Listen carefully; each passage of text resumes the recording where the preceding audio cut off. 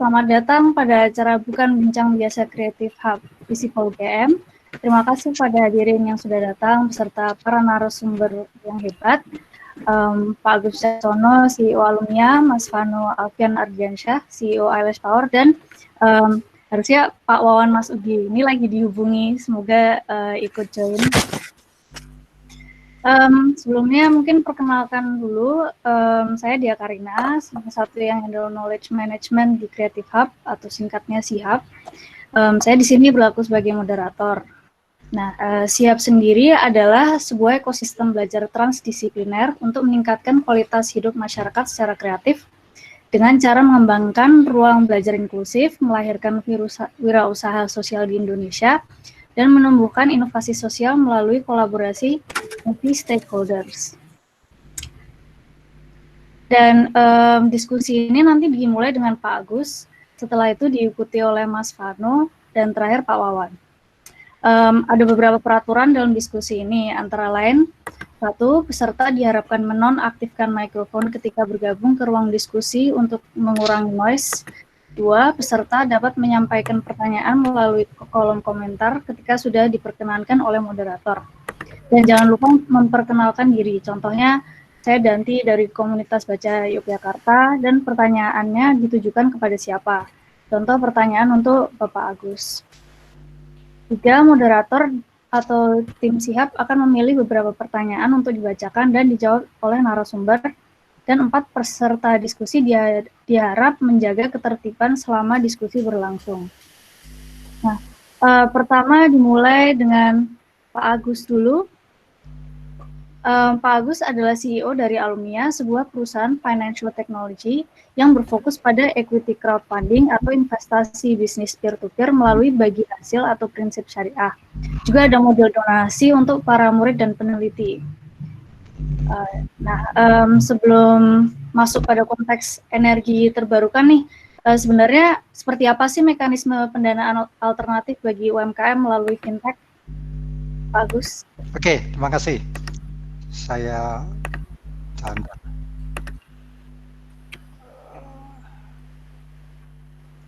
Kamera saya share slide ya, boleh ya? Ya boleh. Present now.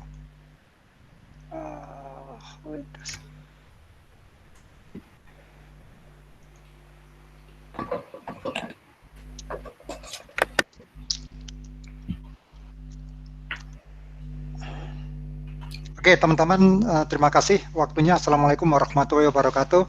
Waalaikumsalam. Jadi saya sedikit cerita nih mengenai apa itu mekanisme bagaimana dengan UMKM dan kaitan dengan fintech gitu ya. Jadi sekarang saya kasih narasi mengenai crowdfunding gitu ya. Jadi intinya adalah bagaimana kita mendemokratisasikan urusan funding ini sehingga semua pihak elemen dalam masyarakat termasuk UMKM utamanya mempunyai akses kepada sumber-sumber daya finansial. Jadi kalau dahulu kala mungkin sampai sekarang pun akses kepada sumber daya keuangan itu kan seringkali dimiliki oleh para pihak yang memang mempunyai power, mempunyai koneksivitas atau mengetahui lebih dekat terhadap hal yang sifatnya perbankan. Nah, sekarang dengan timbulnya crowdfunding ini adalah bagaimana pendanaan masyarakat ini bisa dilakukan lewat suatu platform digital. Itu pada dasarnya itu semacam demokratisasi dalam hal finansial gitu kira-kira. Jadi itu yang saya akan narasikan sedikit ya. Mungkin saya sedikit kasih gambaran tadi sudah disebut. Saya lebih banyak sejarah saya di oil and gas gitu ya. Fossil fuel yang akan sekarang mungkin perlu ada renewable gitu ya. Saya juga ngurusin yang sifatnya bisnis teknologi kemudian digital juga. Nah, dalam kaitannya dengan tadi pendanaan ya, bahwa sekarang ini di musim pandemi seperti ini, di musim ekonomi lagi larut seperti sekarang, cash is the king gitu ya. Jadi siapa yang pegang uang ya itu sebenarnya yang menjadi ke depan bisa mempengaruhi banyak hal, karena ini sekarang banyak usaha yang juga lagi turun dan seterusnya. Akan tetapi kalau dicermatin buat teman-teman atau kita-kita yang ingin mendirikan suatu bisnis, termasuk para UMKM itu, sebenarnya dalam statistik kecukupan modal atau problem mengenai modal itu bukan yang utama, bukan yang pertama lah paling tidak, menjadi sesuatu yang penting juga. Akan tetapi bahwa bagaimana kita start suatu bisnis tuh dengan reason yang benar apa enggak, itu punya passion apa enggak di situ. Jadi jangan karena waduh ini mumpung ada pandemi nggak ada yang dikerjain, gue bikin bisnis aja dah gitu, iseng-iseng, itu nggak akan sustain itu. Itu termasuk salah satu yang utama atau yang pertama kenapa UMKM atau small medium business gagal gitu. Yang kedua tidak punya business plan yang jelas, nggak ada unik value propositionnya itu nggak ada. Nah dan seterusnya. Kemudian apa namanya cash ini menjadi penting. Nah saya kira itu kemudian saya kira nggak perlu banyak lihat. Jadi dari mana sebenarnya suatu bisnis itu kan didanai ya, banyak hal ya. Misalnya dari yang namanya bootstrapping.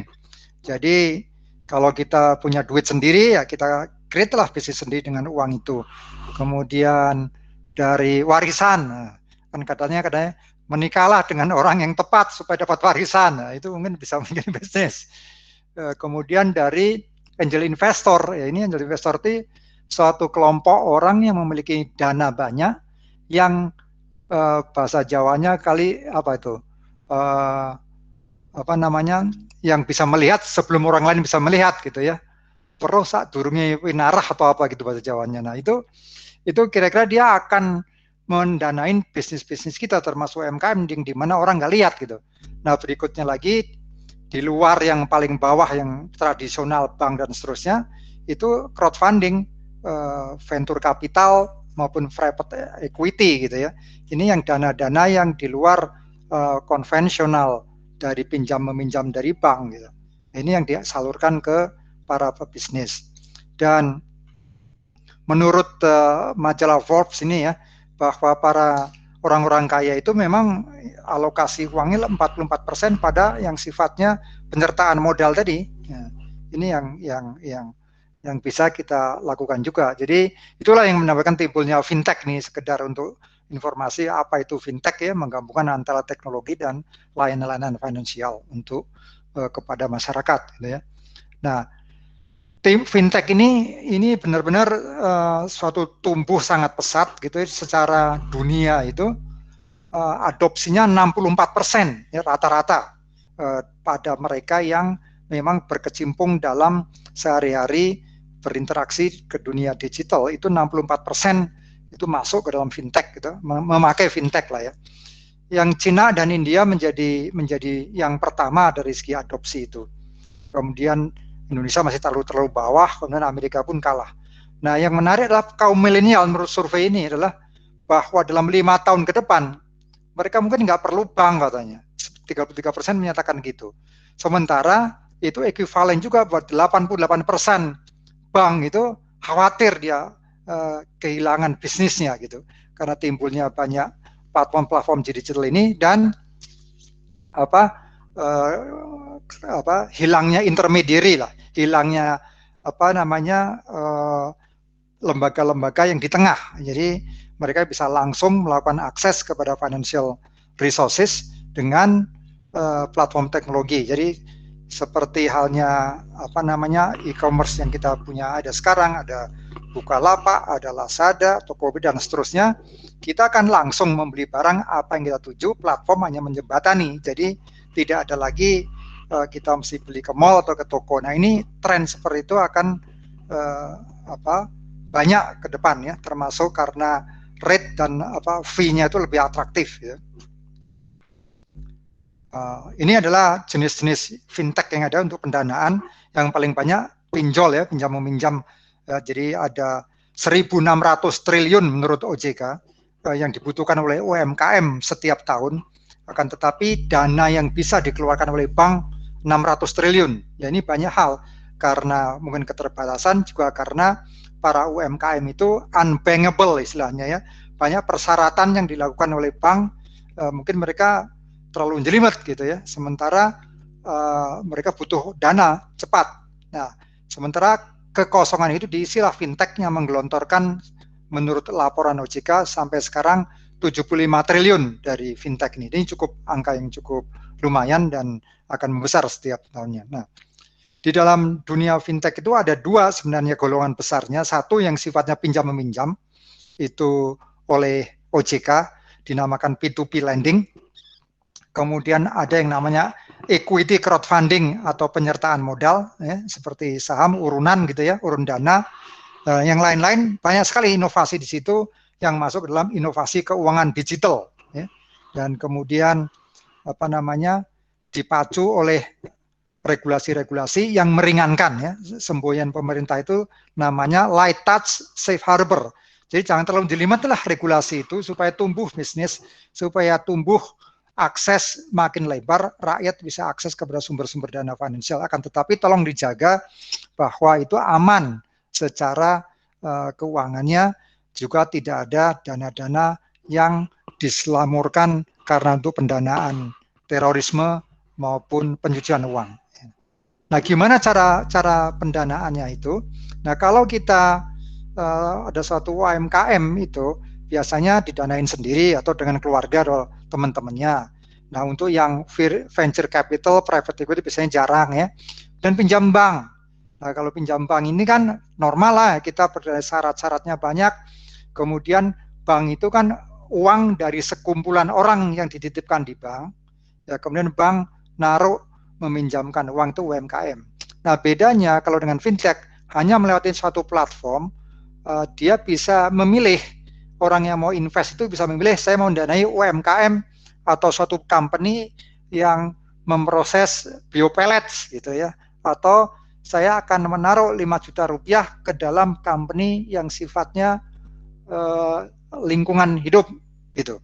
Dan dia langsung kan, platform itu hanya menjembatani saja, seperti kita beli barang, kita bisa milih kan, kita mau beli sampo atau kita mau beli komputer atau beli meja dari toko manapun. Jadi tidak ada yang intermediary, jadi dia langsung dari investor, langsung dari pihak yang punya dana kepada pihak yang punya project atau punya UMKM. Nah, ini kira-kira seperti itu pendanaan yang ada, kira-kira gitu, Mbak Dea, ini sementara itu supaya nggak lanjut panjang-panjang dulu.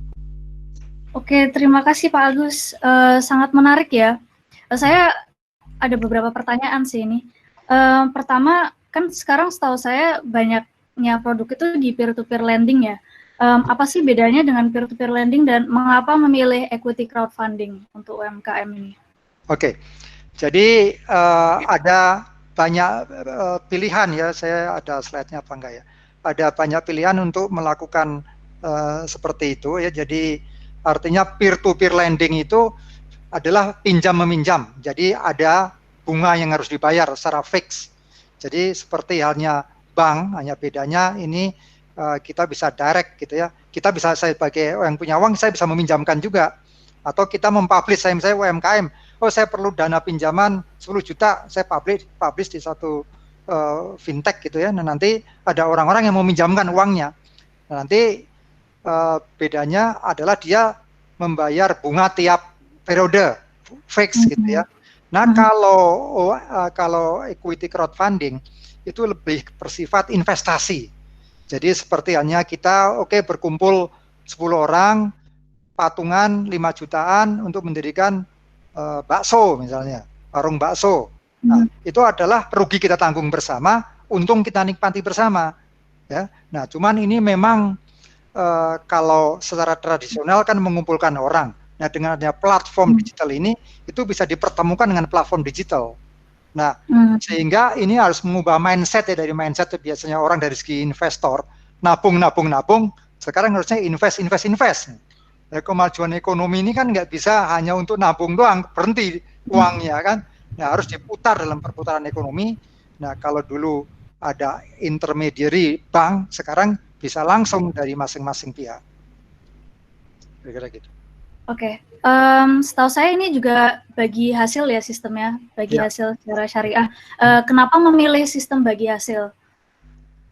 Ya, daripada ya, karena balik lagi kita ingin menumbuhkan partisipasi masyarakat luas gitu ya. Jadi masyarakat itu jangan hanya jadi penonton. Jadi pertumbuhan ekonomi itu sering sekali masyarakat, oh ya udahlah saya ikut-ikutan dapat kecipratan sekian. Tapi you are part of the players gitu, walaupun sedikit gitu ya. Contoh kita melaunch domba nih, domba penggemukan domba. Kita crowdfundingkan 500 juta rupiah. Ya, hanya dengan uang 1,6 juta rupiah, masyarakat luas bisa ikut men-chip in penggemukan domba itu dengan return bagi hasil 22%. Artinya itu perkiraan, kalau misalnya untung ya sama-sama kita nikmati untung besarnya, kalau rugi sama-sama ya kita tanggung. Itu artinya bisnis yang secara kesetaraan sama, hanya kita perlu memanage risiko-risiko dan pengelolaan yang lebih baik, kira-kira begitu. Oke. Saat baca-baca website Alumnia, saya juga lihat ini berbasis blockchain ya, Pak? Iya. Kenapa memilih blockchain? Ya, jadi blockchain ini suatu teknologi yang boleh dibilang namanya adalah game changers. Kalau dulu internet itu ya, kita ibaratkan internet itu kan game changers. Nah, kalau internet itu kan boleh dibilang namanya Internet of Information. Jadi yang kita kelola, kita cari kan informasi semua di situ. Nah, pertanyaan berikutnya lagi, ini sedikit sejarah blockchain ya. Bagaimana kita mentransferkan uang secara digital? Jadi kalau kita mentransfer file dari saya ke Mbak Dea, saya kirim file, saya kan original file saya masih ada, nggak hilang kan? Nah, kalau uang gimana? Kalau saya mentransfer 5 juta tapi uang saya nggak berkurang. Nah, ini kan rumit nih. Pencarian mengenai uang digital itu lama dilakukan, dan kemudian oleh yang namanya Satoshi Nakamoto, yaitu menemukan blockchain, itu keluarlah Bitcoin. Nah, tapi buat para penggiat masih pro and kontra pakai Bitcoin. Jadi ada yang bilang Bitcoin itu anak haramnya blockchain. Tapi teknologi blockchain-nya itu yang dipakai.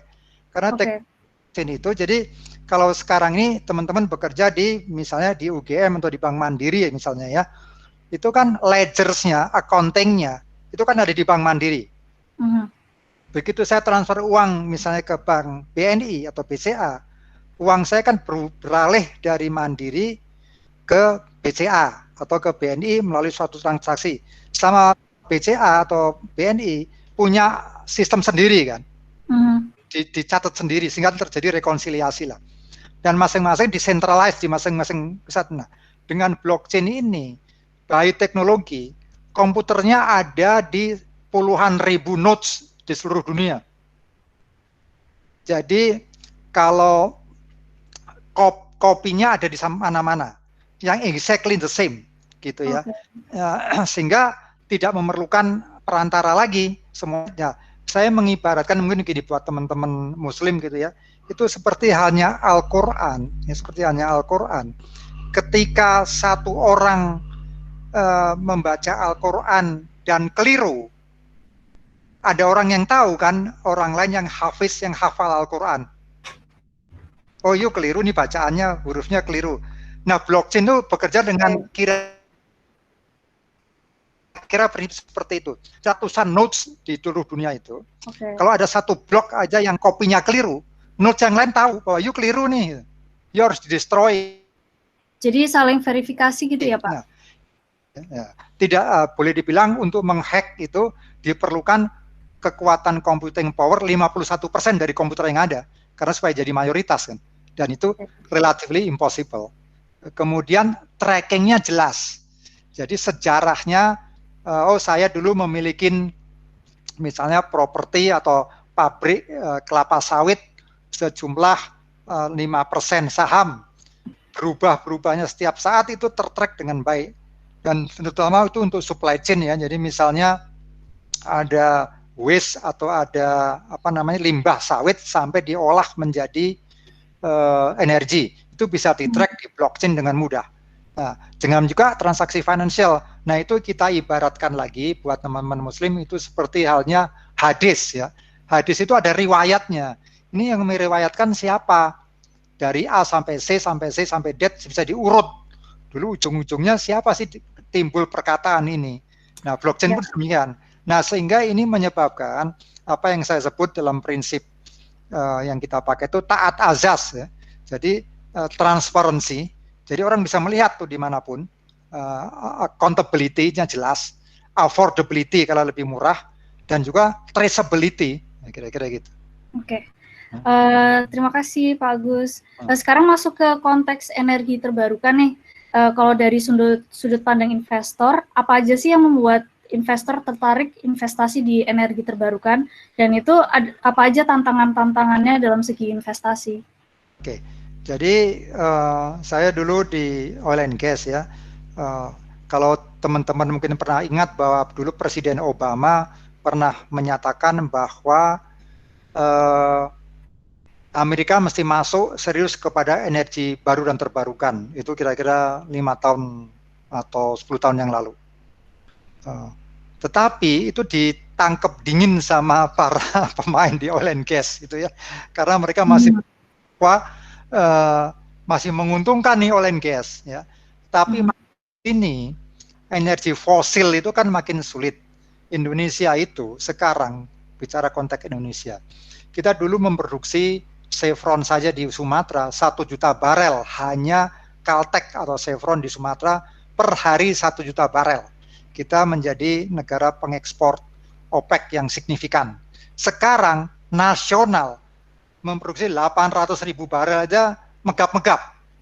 Seluruh dulu satu area saja 1 juta barel. Jadi makin sulit dan makin mahal karena cadangan itu kan kalau lama-lama diciduin makin lama makin habis tuh kayak sumur gitu kan. Nah, sehingga orang ini akan melihat bahwa sekarang ini di luar di samping kelangkaan makin lama makin sulit, juga environmentalist atau climate change, dan sekarang itu concern bahwa ini kan makin lama bumi ini kan makin banyak penduduknya dan kita harus benar-benar jaga dong dari kelangkaan energi. Nah, itu yang bikin menarik. Dan kemudian orang memikir bahwa ledakan penduduk dunia ini kan satu, how to feed the world ya. Jadi memberi makan kepada populasi yang akan meledak makin banyak, juga kebutuhan energi karena banyak industrialisasi yang akan makin kenceng. Cina misalnya, India, Indonesia, urbanisasi, sehingga tekanan kebutuhan energi makin besar, sehingga kita harus mencari hal lagi yang baru dan terbarukan. Itu yang di samping policy pemerintah ada bauran energi 30% di 2030 atau berapa, dan kemudian harus berapa persen. Nah, itu menyebabkan orang akan tertarik untuk menapak lebih dulu untuk mengantisipasi 10 tahun yang akan datang. Oke. Terima kasih sekali Pak Agus. Itu saja atau ada yang mau ditambahin? Saya kira itu sih ya, kemudian mungkin sambil dialog nanti ya, bahwa saya satu lagi bahwa semangat satu krisis energi dan pangan itu setelah sekarang pandemik dari COVID ini kan orang udah mikir wake up call nih, loh ternyata mumet juga nih. Nah, berikutnya lagi yang serang ditengarai. Jadi maaf nih, yang pandemik itu kan banyak teori konspirasi nih ya, kan macam-macam ini dibikin. Tapi kan sebenarnya kayak Bill Gates itu melihat death rate-nya aja. Jadi laju kematian dilihat dari sejarah itu, baik karena perang, baik karena gempa bumi, baik karena penyakit. Ternyata kalau dilihat antara probability dengan impact-nya, itu virus yang menyebabkan problem.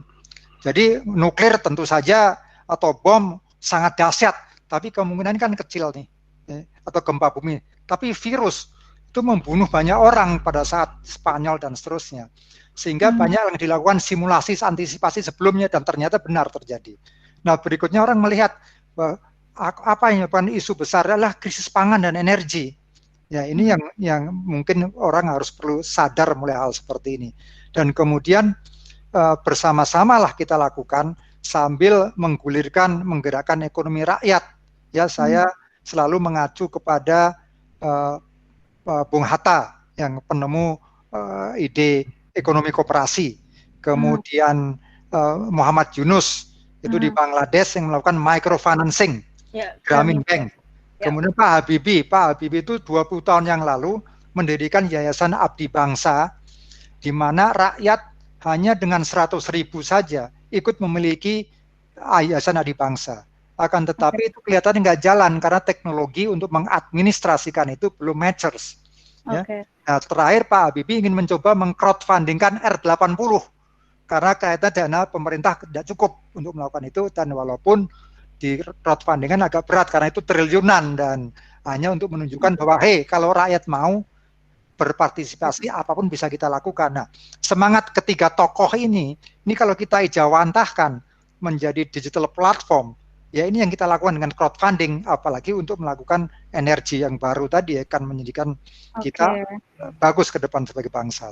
Oke, terima kasih Pak Agus, keren sekali. Mungkin itu saja ya. Nanti kita persilahkan teman-teman untuk nulis pertanyaan. Saya tunggu sekitar 1 menit kalau mau ada yang memberi pertanyaan di chat box. Tapi nanti dijawabnya akan di sesi terakhir. Jadi nanti pertanyaan akan dipilih oleh organizer, lalu dipilih agar dijawab pada sesi setelah sesinya Pak Wawan, begitu. Setelah ini nanti kami akan berdiskusi dengan Mas Vano, tapi sebelumnya Pak Wawan ini sudah hadir, boleh ikut join Pak Wawan? Ya Mbak, saya hadir, sudah mendengar Pak Agus dari tadi. Oke. Alhamdulillah. Selamat sore Pak Agus, mohon maaf. Silakan. Oke, ya sudah, berarti sekarang lanjut ke sesinya Mas Vano. Halo Mas Vano. Ya, halo. Ya, Mbak Dia. Ya, Mas Vano ini CEO LS Power. Mungkin langsung aja ke pertanyaan ya, Mas. Oh ya. Jadi, apa saja sih potensi dan tantangan EBT pada konteks masa kini di Indonesia? Ya, baik. Mbak Dia, terima kasih. Mungkin bisa minta izin share screen-nya.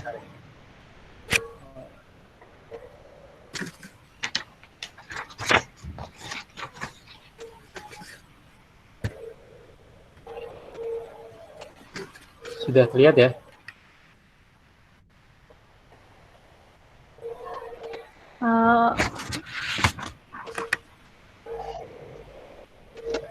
Ya, sudah. Oke, mungkin sambil menjawab pertanyaan Mbak Dea, saya izin untuk share screen juga.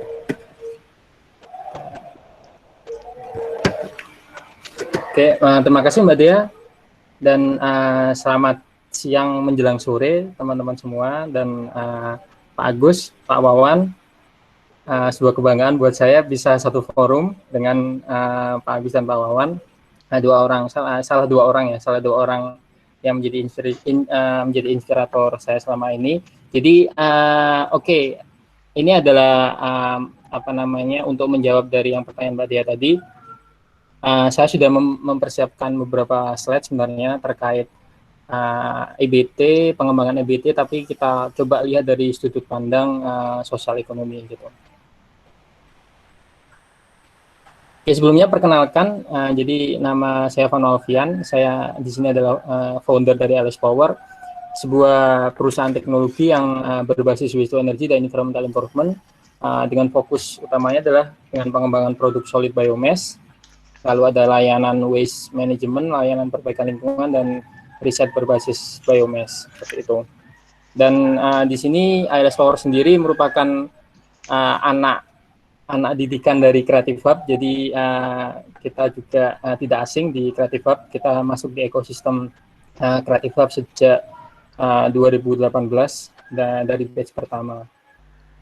Nah, mungkin sebagai gambaran awal dan menyambung dari penjelasan yang sangat insightful dari Pak Agus tadi terkait crowdfunding dan mengarah ke energi terbarukan, tadi ada juga pertanyaan yang terkait energi terbarukan juga. Jadi mungkin saya coba memaparkan sedikit sebenarnya energi baru terbarukan itu seperti apa sih gitu. Nah, seperti kita ketahui energi baru terbarukan itu sebenarnya bukan terletak pada dia baru atau tidak kita lihat dari sisi waktu ya. Jadi istilah baru ini bukan merujuk pada berarti dia memang energi ini berarti memang baru, bukan. Sebenarnya kalau misal kita tarik mundur ke belakang, energi baru terbarukan ini sudah pernah diteliti gitu. Jadi tahun 1800 sekian dulu perusahaan Ford mobil pabrikan dari US memproduksi mobil hidrogen waktu itu, dan kita tahu hidrogen juga salah satu bahan bakar atau energi terbarukan. Jadi memang energi baru terbarukan adalah tidak merujuk ke waktu ya, artinya baru, karena ini sudah banyak yang telah mengaplikasikan dari tahun 1000 abad ke 19 bahkan gitu. Tapi memang merujuknya pada sumber gitu. Dari sumber bagaimana dia diambil atau bagaimana dia dikelola. Jadi pertama adalah yang bisa kita ketahui energi baru terbarukan bersumber dari alam, yaitu permukaan bumi seperti angin, air, ombak, lalu di permukaan bumi seperti biomass, maupun dari bawah permukaan bumi seperti panas bumi gitu. Nah, lalu EBT ini sifatnya dapat diperbarui karena ketersediaan yang sangat melimpah di alam, dan dia akan terus ada setiap saat sesuai siklus dari kehidupan yang ada sekarang ini, ekosistem yang ada sekarang ini. Lalu yang ketiga, energi yang bersih, karena kita ketahui apabila kita bandingkan dengan fossil fuel seperti tadi yang sempat disinggung Pak Agus, kayak BBM, bensin yang biasanya kita kelola, biasanya kita pakai gitu ya, gas, lalu batu bara, itu emisi yang dihasilkan oleh EBT ini jauh lebih rendah dan dapat diintegrasikan. Jadi kita bisa memakai, kayak misal teman-teman pernah tahu ya, ada panel surya yang dipasang di atap rumah, itu dia bisa diintegrasikan dengan listrik dari PLN. Jadi dia sifatnya bisa diintegrasikan atau hybrid. Lalu yang terakhir dapat dipasang di berbagai kapasitas, baik itu skala besar atau skala kecil. Jadi memang beda mungkin ya kasusnya ketika kita berbicara industri fossil fuel, industri oil and gas yang dari segi kapasitas pasti jauh lebih besar gitu, karena investasinya juga sangat besar. Tapi di sini di EBT ini kita nanti akan sedikit membahas juga terkait EBT dalam skala yang kecil. Itu seperti apa sih? Nah, nanti kita bahas di slide selanjutnya. Nah, kenapa harus energi baru terbarukan gitu? Kita bisa merujuk ke empat poin sebenarnya. Yang pertama, dari ketersediaan fossil fuel, ini sama juga tadi disinggung sama Pak Agus, bahwa kita tahu fossil fuel yang biasanya kita pakai kayak BBM, gas, batu bara yang sumbernya di PLTU, yang outputnya berupa listrik yang kita pakai sekarang ini di rumah seperti itu akan diprediksi akan habis setidaknya 52 tahun dari sekarang jika tidak ada inovasi yang dilakukan. Seperti itu. Itu bisa kita bayangkan 50 tahun dari sekarang sekitar ya 2050 lah ya. Nah, kita bisa bayangkan nanti kalau semisal di tahun itu mungkin buat rekan-rekan yang sekarang masih mahasiswa atau yang sudah masuk di lingkungan kerja juga bisa membayangkan 2050 mungkin anak atau cucu tidak akan bisa merasakan bensin atau solar atau gas itu seperti apa yang bisa menggunakan. Jadi memang ketersediaan yang sangat semakin hari atau semakin setiap waktu akan terus menurun jika tidak ada inovasi yang dilakukan. Lalu yang kedua, dampak lingkungan dari fossil fuel itu sendiri. Jadi di sini emisi yang ditimbulkan atau kalau kita bicara dari pemakaian fossil fuel itu, ya pasti mengeluarkan yang namanya emisi atau output aliran yang keluar dari proses tersebut, dari proses pembakaran atau dari proses penggunaan cara langsung pembakaran seperti itu.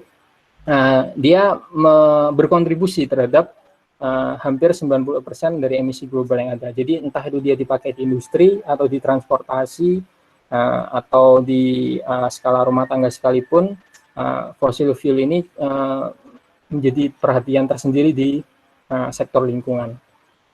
Nah, lalu apabila kita mengambil satu case energi baru terbarukan itu seperti yang sekarang sedang kami ALS Power fokuskan, yaitu biomass, Yang pertama, biomass khususnya memiliki ketersediaan yang sangat melimpah seperti itu. Jadi Indonesia kita tahu ya, dari Sabang sampai Merauke, Indonesia punya karakteristik yang unik di mana menyimpan banyak sekali potensi atau ya tumbuh-tumbuhan, keanekaragaman hayati yang sangat sangat bermacam-macam seperti itu. Nah, keanekaragaman hayati tumbuhan seperti itu semuanya pasti memiliki fase hidup dan fase mati ya. Ketika sudah tidak dalam fase hidupnya, artinya sudah menjadi limbah dalam artian. Nah, limbah itu yang dimaksud di sini adalah limbah yang biomass yang tadi saya sempat mention di awal. Jadi di sini konteksnya Indonesia memproduksi hampir 140 juta ton limbah agrikultur. Dan yang termanfaatkan baru sekitar 5%. Agrikultur di sini sangat bermacam-macam ya. Jadi kalau misalnya kita bicara limbah pertanian seperti itu, misalnya kalau di padi, lalu limbah di perkebunan, semisal kalau di sawit kita ada tahu cangkang atau pelepah, atau mungkin di di tebu, misal ampas tebu seperti itu, di pabrik gula segala macam. Nah itu semua adalah limbah agriculture yang apabila kita akumulasi itu kurang lebih sekitar 140 juta ton. Dan itu bisa kita bayangkan angka yang sangat besar ya dalam 1 tahun. Dan di sisi lain kebutuhan EBT ini sangat tinggi, di mana dari riset yang pernah tim internal kami lakukan, ada kurang lebih 17.000 ton per hari kebutuhan, konteksnya ini adalah biomass ya, yang dibutuhkan. Jadi 17.000 ton per hari itu ya pasti dibilang ini ya sangat besar angkanya, dan kita tidak bisa membayangkan kira-kira limbahnya sebesar apa gitu yang mungkin nantinya bakal terutilisasi terserap di kebutuhan ini gitu. Nah sebenarnya ini dari peluang yang ada tadi, kita bisa lihat ternyata di EBT di Indonesia ini sebenarnya sangat bermacam-macam ya. Tadi saya ambil satu contoh biomass, tapi sebenarnya di luar itu ada beberapa jenis atau dari beberapa sumber gitu, sumber energi bersih yang sebenarnya Indonesia miliki gitu. Yang pertama ada surya. Mungkin kalau misalnya teman-teman pernah lihat di atap rumah atau di daerah ya, sekarang lebih banyak di fasilitas umum juga sudah lumayan banyak. Itu dari potensi yang ada sekitar 207.000 megawatt yang termanfaatkan itu baru 0,04%, jadi masih sangat kecil. Lalu ada air, PLTA, pembangkit listrik tenaga air, itu juga masih di angka 6,4%. Panas bumi, mungkin teman-teman pernah juga melihat di kawasan-kawasan pegunungan yang memang memiliki memiliki jalur panas bumi seperti itu juga memiliki, Indonesia juga salah satu, kalau tidak salah nomor 2 terbesar di dunia. Nah ini pemanfaatannya baru 1% juga. Terus ada lagi angin baru 0,01%, hidro baru 1%, laut 0,002%, bahkan padahal kita tahu Indonesia negara negara yang memiliki garis pantai yang panjang seperti itu, tapi kita baru bisa memanfaatkan 0,02% di situ. Dan yang terakhir bioenergi atau yang tadi saya sebut biomass, yang masih pemanfaatannya masih 5% dari total potensi 32.000 megawatt. Di sini kita bisa lihat potensi keseluruhan secara akumulasi kurang lebih sekitar 443.000 megawatt. Dan ini sangat disayangkan karena Indonesia sebagai negara yang tadi yang saya bilang mungkin unik ya, karena memiliki baik itu hayatinya maupun dari sisi geografisnya itu sangat mendukung sebenarnya. Dari air misal atau dari laut, kita tahu perairan kita juga sangat luas. Dari surya kita juga sering dilewati matahari gitu. Panas bumi juga apalagi gitu. Dan apalagi bioenergi yang kita tahu Indonesia juga salah satu negara sebagai paru-paru dunia juga, yang pasti juga punya sangat kelimpahan tumbuhan keanekaragaman hayatinya juga sangat melimpah gitu. Nah, Lalu sebenarnya bagaimana EBT ini bisa kita percepat? Artinya di sini konteksnya adalah kita berusaha bagaimana kita merubah mindset yang awalnya kita adalah pengguna fossil fuel, atau kita hanya melihat bahwa energi ini adalah BBM, hanya gas, hanya batu bara. Nah, kita coba perbesar kacamata kita gitu ya. Kita coba lihat dari perspektif yang lebih luas.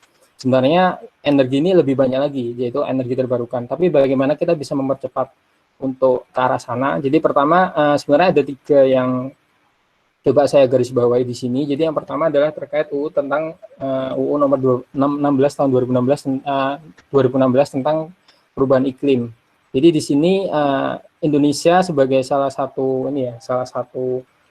produsen CO2 terbesar juga di dunia juga ikut turut serta dalam upaya penanganan penurunan emisi. Nah, kenapa kok kita merujuk ke emisi? Karena tadi di awal mungkin saya sempat singgung bahwa salah satu yang menjadi nilai tambah dari bioenergi atau EBT ini adalah emisi yang dihasilkan lebih rendah dibanding CO2 dibanding fossil fuel seperti itu. Oleh karena itu, dengan untuk mencapai target ini, kita bisa simpulkan bahwa salah satunya adalah dengan memanfaatkan atau mengoptimalkan EBT itu sendiri. Itulah kenapa di sini kita coba bahwa satu poin ini terkait perubahan iklim akan menjadi salah satu katalis buat kita untuk mempercepat transisi ke EBT, yaitu capaian penurunan emisi sekitar 29% dari business as usual atau dari business activity yang dilakukan dalam negeri, maupun 41% dari bantuan internasional untuk target 2030. Lalu yang kedua, peraturan Presiden nomor 20 tahun 2017 tentang RUEN. Di sini terkait bauran energi, jadi nantinya di tahun 2025 ditargetkan kurang lebih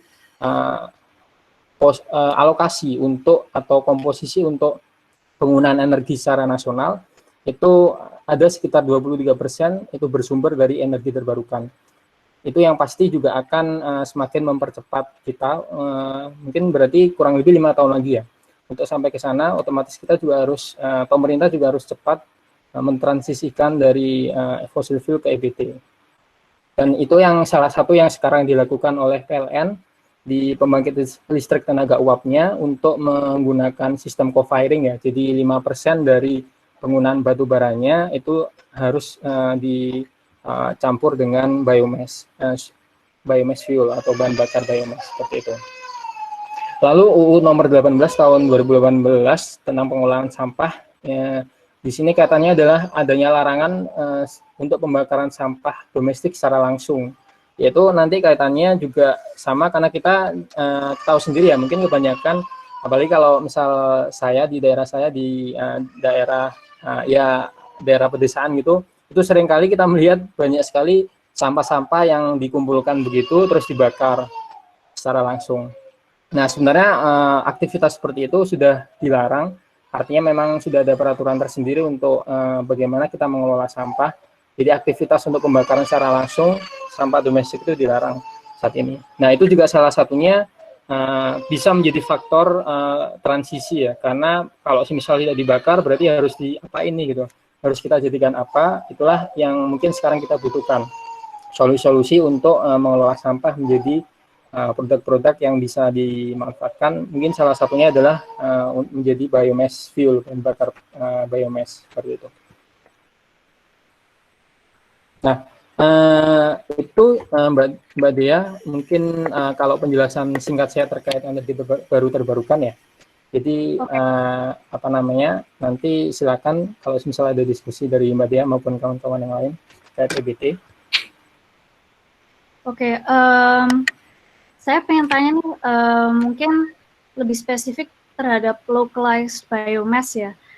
Sebenarnya apa sih arti dari localized dan apa saja sih potensi dan tantangan pengembangan energi khusus untuk biomass? Itu, Mas. Oke, Mbak Dea. Ya, jadi sebenarnya ada banyak alternatif ya bagaimana kita bisa memanfaatkan EBT itu sendiri, atau bagaimana kita bisa mengoptimalkan sumber-sumber EBT. Nah, kami pernah kemarin pada waktu ada sesi dengan salah satu direktorat ESDM di ESDM, Kementerian ESDM, kami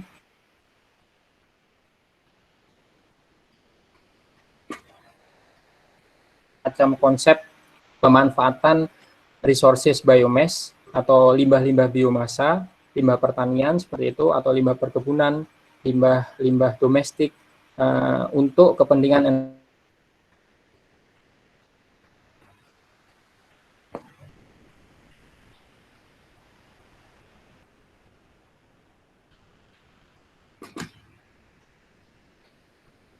tahu sebenarnya tiap daerah, tiap area itu punya karakteristik atau punya semacam ekosistem yang berbeda-beda gitu ya. Nah, di situ kita coba manfaatkan bagaimana dari ekosistem yang ada itu dan mereka punya semacam hasil atau limbah yang pastinya juga dihasilkan dari ekosistem tersebut yang nantinya bisa dimanfaatkan untuk kebutuhan energi secara lokal gitu. Nah, mungkin secara gambaran bisa saya tampilkan di sini juga sempat saya bahas. Nah, ini kemarin yang sempat kita coba singgung juga terkait biomasa berbasis lokal. Nah, di sini ada dua grafis ya, dua aliran. Ada dua flow. Yang pertama yang gambar atas itu adalah kondisi saat ini bagaimana bahan bakar seperti biomass itu dimanfaatkan. Jadi yang pertama dari waste producer atau dari penghasil limbah, produsen penghasil limbah, industri yang menghasilkan limbah, itu dibawa menggunakan semacam truk atau ada moda transportasi khusus yang itu untuk membawa limbah tersebut lalu dibawa ke centralized fuel production. Jadi semisal ada pabrik, mungkin teman-teman pernah dengar wood pellet atau pernah dengar ada briquette tempurung kelapa. Nah, konsep-konsep itu udah di Indonesia sudah sangat banyak. Jadi bagaimana dari limbah-limbah yang ada di area tertentu itu dibawa menggunakan ya semacam truk atau moda transportasi darat, dibawa ke semacam pusat sentral dari produksi dari biomass bahan bakar gitu. Tadi misal wood pellet atau briquette tempurung kelapa segalanya. Nah, di sini kita coba bagaimana prinsip localized itu berjalan, yaitu dengan memanfaatkan secara prinsip sama, tapi kita membangun atau kita mengelola dari limbah-limbah domestik itu dengan kapasitas yang kecil. Jadi semisal ini localized biomass yang di sini dengan kapasitas yang ada, semisal di sini kita ambil contoh di daerah A ini ya, di daerah A dia penghasil, ternyata dia aktivitas utamanya adalah pertanian misal, atau misal aktivitas utamanya mata pencarian warga di sana adalah pertanian, yang pasti juga akan menghasilkan limbah di fase-fase tanam segala pasca tanamnya. Nah, di sini limbah-limbah itu bagaimana bisa dimanfaatkan, dikelola untuk area atau di domain di A ini gitu. Nah, kita bangun atau kita buat semacam pabrik atau produksi skala kecil untuk mengelola domain di area ini saja dengan karakteristik dari limbah yang dihasilkan di situ. Dan mungkin kalau misal kita bicara di area yang lain, bisa jadi limbah yang dihasilkan juga beda gitu. Artinya mungkin aktivitas mata pencarian warga di domain B ini berbeda dengan yang di A. Misal dia adalah petani karet kebanyakannya. Nah, otomatis yang bisa dimanfaatkan juga dari limbah-limbah karet gitu. Nah, ini juga sama prinsipnya juga di domain B saja kita digunakan. Nah, prinsip seperti ini sebenarnya pernah kita dapatkan jadi di negara Jerman itu ada yang namanya mereka menyebutnya centralized and decentralized waste management gitu. Jadi mereka mengelola terlebih dahulu di domain A ini pengelolaan skala kecil ya untuk limbah-limbah pertanian, lalu dibawa ke pusat centralized seperti itu. Nah, itu di Jerman sudah dilakukan. Jadi mereka tidak harus kalau seperti ini kan dia harus menampung ini ya, menampung limbah dalam jumlah besar. Nah, karena di sini tidak ada proses sama sekali, tapi di sana mereka memanfaatkan, jadi di sini ada semacam proses atau ya treatment yang dilakukan untuk dibawa ke centralized. Nah, prinsip itu juga pernah diimplementasikan di sana. Jadi kita tidak harus menggunakan ini ya, apa namanya, mode transportasi yang besar untuk mengangkut dari A ke B. Nah, model yang mungkin lebih spesifik seperti ini itu biasanya dilakukan di daerah-daerah yang ya dari sisi jangkauan energi konvensional itu kurang, seperti misal di kepulauan. Ambil kasus misal di NTB itu merupakan, kalau menurut pengamatan saya di sana sudah cukup maju ya dari prinsip localize-nya. Jadi di sana mereka memanfaatkan limbah-limbah, misalnya ada limbah sagu gitu, dimanfaatkan untuk pembangkit listrik tenaga biomass di daerah setempat gitu. Nah, itu umumnya dilakukan di tempat-tempat seperti itu. Nah, apabila kita melihat misal di area Jawa atau di area Sumatera yang bisa dibilang produktivitas pertanian perkebunannya juga tinggi gitu. Konsep-konsep seperti ini juga sebenarnya sangat bagus diterapkan. Jadi kita berbasisnya di skala lokal, skala domestik, pemanfaatan limbahnya untuk digunakan juga di masyarakat setempat gitu. Jadi ya prinsip demokrasi juga berlaku juga di situ gitu. Nah, mungkin juga nantinya akan bisa disambungkan dengan konsep crowdfunding dari Pak Agus tadi, bagaimana warga atau masyarakat setempat di domain A ini juga merasa memiliki dengan aktivitas bisnis yang ada di sini gitu. Jadi bisa jadi masyarakat lokal itu memiliki atau punya kepemilikan di apa namanya, di plan biomass yang ada di daerah mereka. Itu juga sangat tepat menurut pengamatan saya dan tim internal R&D kami untuk bisa diterapkan di situ di area setempat. Itu secara prinsip dari localized biomass. Itu Mbak Dewi. Oke, terima kasih. Jadi kalau saya tangkap berarti produksi dan konsumsi untuk tempat itu juga gitu ya. Jadi lebih otonom gitu, tidak bergantung pada daerah lain gitu ya. Yes, ya, betul. Yes, bagus. Kalau misalnya nih ada yang ingin bekerja sama LS Power, itu langkah-langkahnya bagaimana sih? Misalnya suatu daerah ingin membuat localized biomass. Ya, sejauh ini kita melihat bahwa apa namanya, sinergi atau bisa dibilang bagaimana sebuah kemitraan, sebuah kerjasama itu bisa terbangun dan terjalin secara berkelanjutan ya, karena kita bicara tentang energi dan lingkungan gitu. Jadi yang pertama memang yang sekarang coba oleh LS Power lakukan juga, kita mencoba untuk bergerak ke ke daerah, semisal ke pemerintah kabupaten atau ke local government gitu ya, yang mana mereka juga dalam tanda kutip mereka juga secara regulasi juga mereka punya kewenangan untuk ini, khususnya in case kalau misal mereka ini ya di kawasan yang punya area pertanian atau perkebunan yang memang memiliki masalah limbah. Itu yang sekarang kita coba lakukan juga adalah mendekat ke mereka, dan kita menawarkan konsep kerjasama dengan pemerintah kabupaten untuk nantinya ada semacam perencanaan untuk pembangunan pabrik pengolahan biomasa itu dalam skala kecil gitu. Ataupun juga kita membuka kesempatan juga dengan masyarakat atau dengan swasta seperti itu.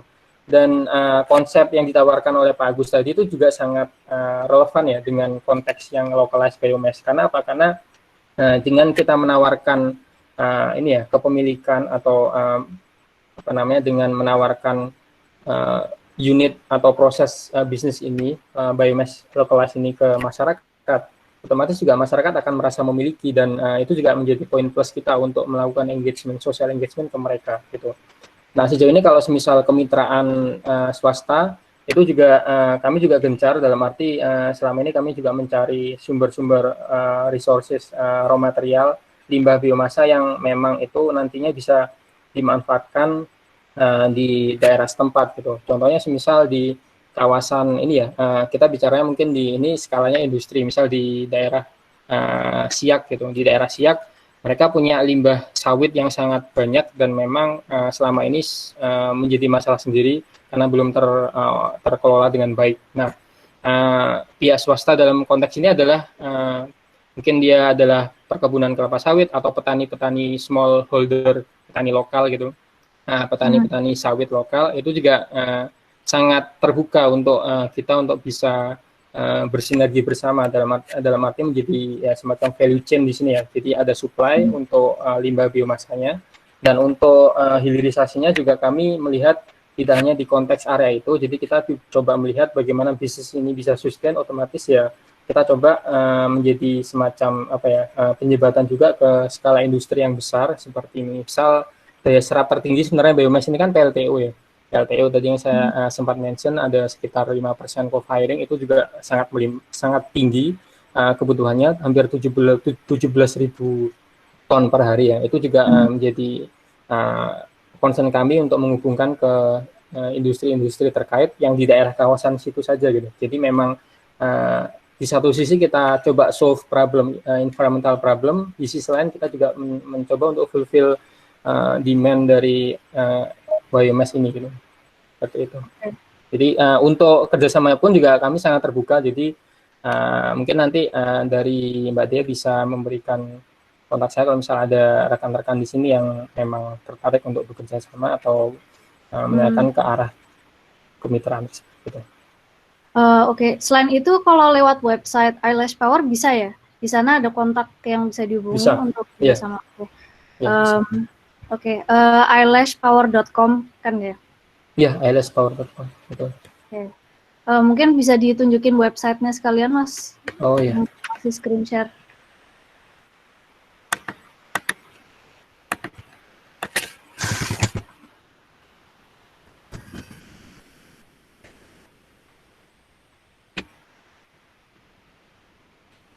Di eyelashpower.com ya? Yep.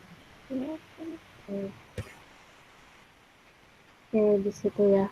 Jadi ini kalau gimana Mas? Jadi jadi sedikit perkenalan juga. Jadi ada dua produk utama yang sekarang sedang kami kembangkan. Brikos ini kaitannya dengan solid biomass, lalu Gastra ini terkait dari ini biogas dari limbah agriculture seperti itu. Nah, si Eko ini adalah semacam layanan waste supply chain management untuk waste pengelolaan limbahnya. Jadi di sini bentuknya adalah sebuah platform ya, platform digital untuk untuk sebagai penghubung hub antara produsen dari limbah agriculture dengan pengelola unit centralized seperti itu.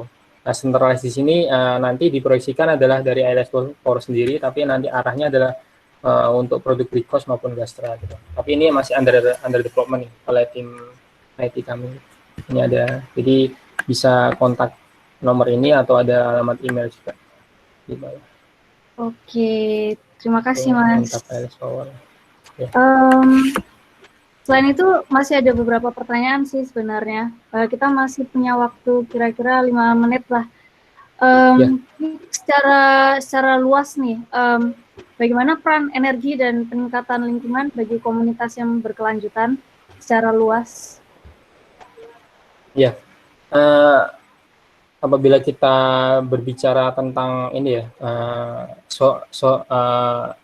sustainable community ya, berarti saya semacam bagaimana dari energi terbarukan ini punya impact ke komunitas yang berkelanjutan. Nah, kita balik lagi ke konteks localized biomass.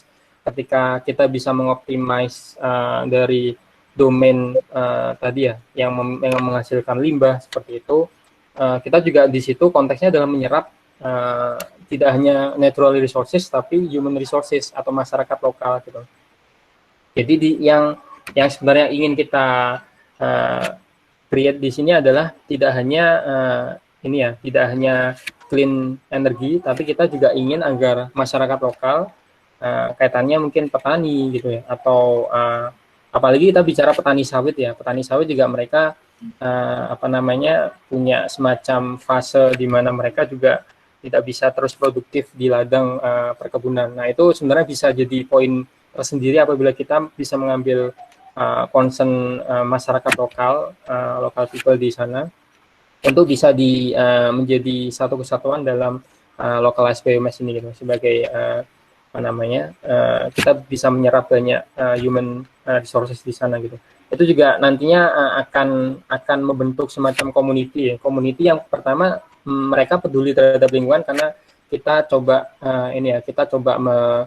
mengoptimalkan limbah yang ada di situ. Yang kedua, tidak hanya peduli tapi mereka juga menggunakan produk yang dari energi terbarukan. Itu juga dari sudut pandang yang bisa kita lihat dimanapun juga komunitas ini yang jelas pasti mereka adalah komunitas yang peduli terhadap lingkungan. Kenapa? Karena dari limbah mereka manfaatkan dari limbah dan itu diolah untuk menjadi sebuah produk energi terbarukan yang lebih bersih dan ramah lingkungan gitu. Itu secara konteks yang ingin kita angkat juga, yaitu membentuk sustainable community ya, karena komunitas yang di sini adalah komunitas masyarakat di domain tersebut, yang mana mereka juga secara berkelanjutan mereka bisa beraktivitas di dua aspek tadi, yaitu limbah dikelola dan energi juga diproduksi, energi bersih juga diproduksi seperti itu. Nah, gitu. Oke. Ada lagi, kita masih ada 2 menit, sekitar 2 menit sih. Kalau enggak, mungkin saya persilakan hadirin untuk memberi pertanyaan di chat box yang nanti akan dipilih. Mas Vano, apakah ada tambahan-tambahan sedikit tentang mungkin tambahan 2 slide ya, secara singkat aja saya jelaskan.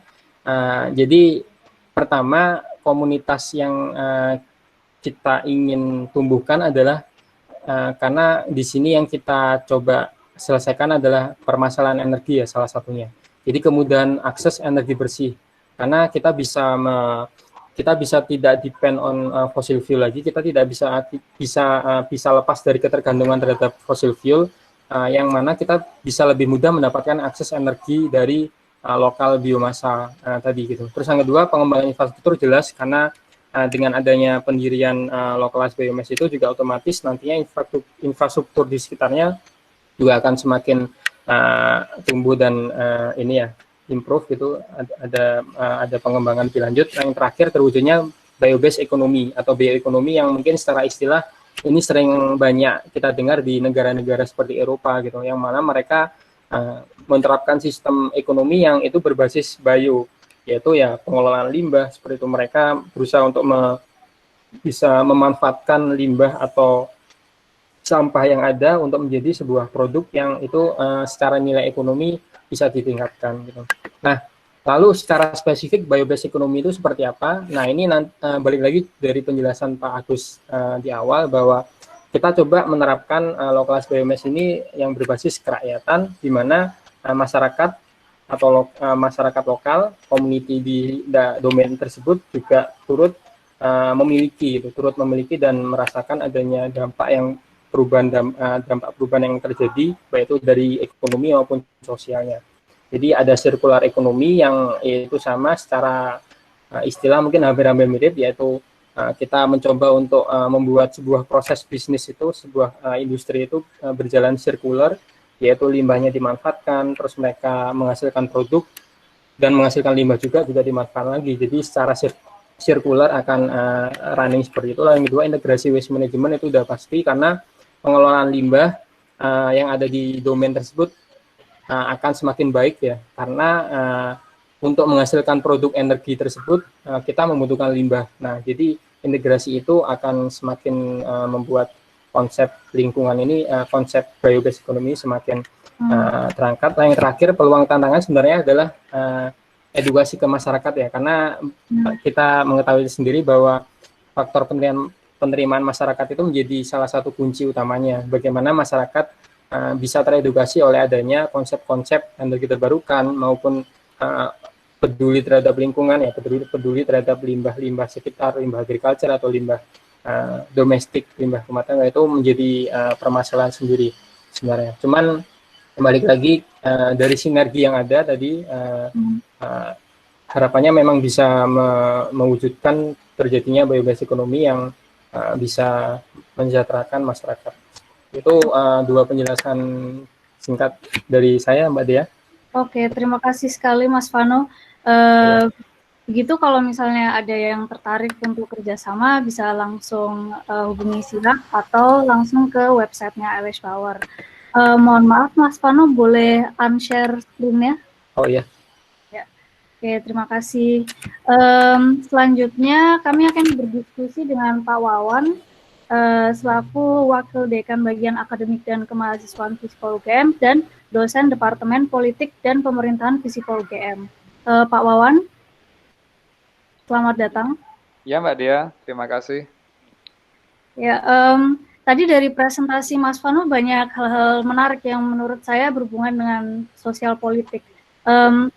Jadi termasuk regulasi-regulasinya seperti UU nomor 16 tahun 2016 tadi, PP nomor 20 2017 dan UU nomor 18 tahun 2008, sekaligus poin-poinnya terhadap circular economy, integrated waste management, dan tantangan dan kesempatan-kesempatan di situ.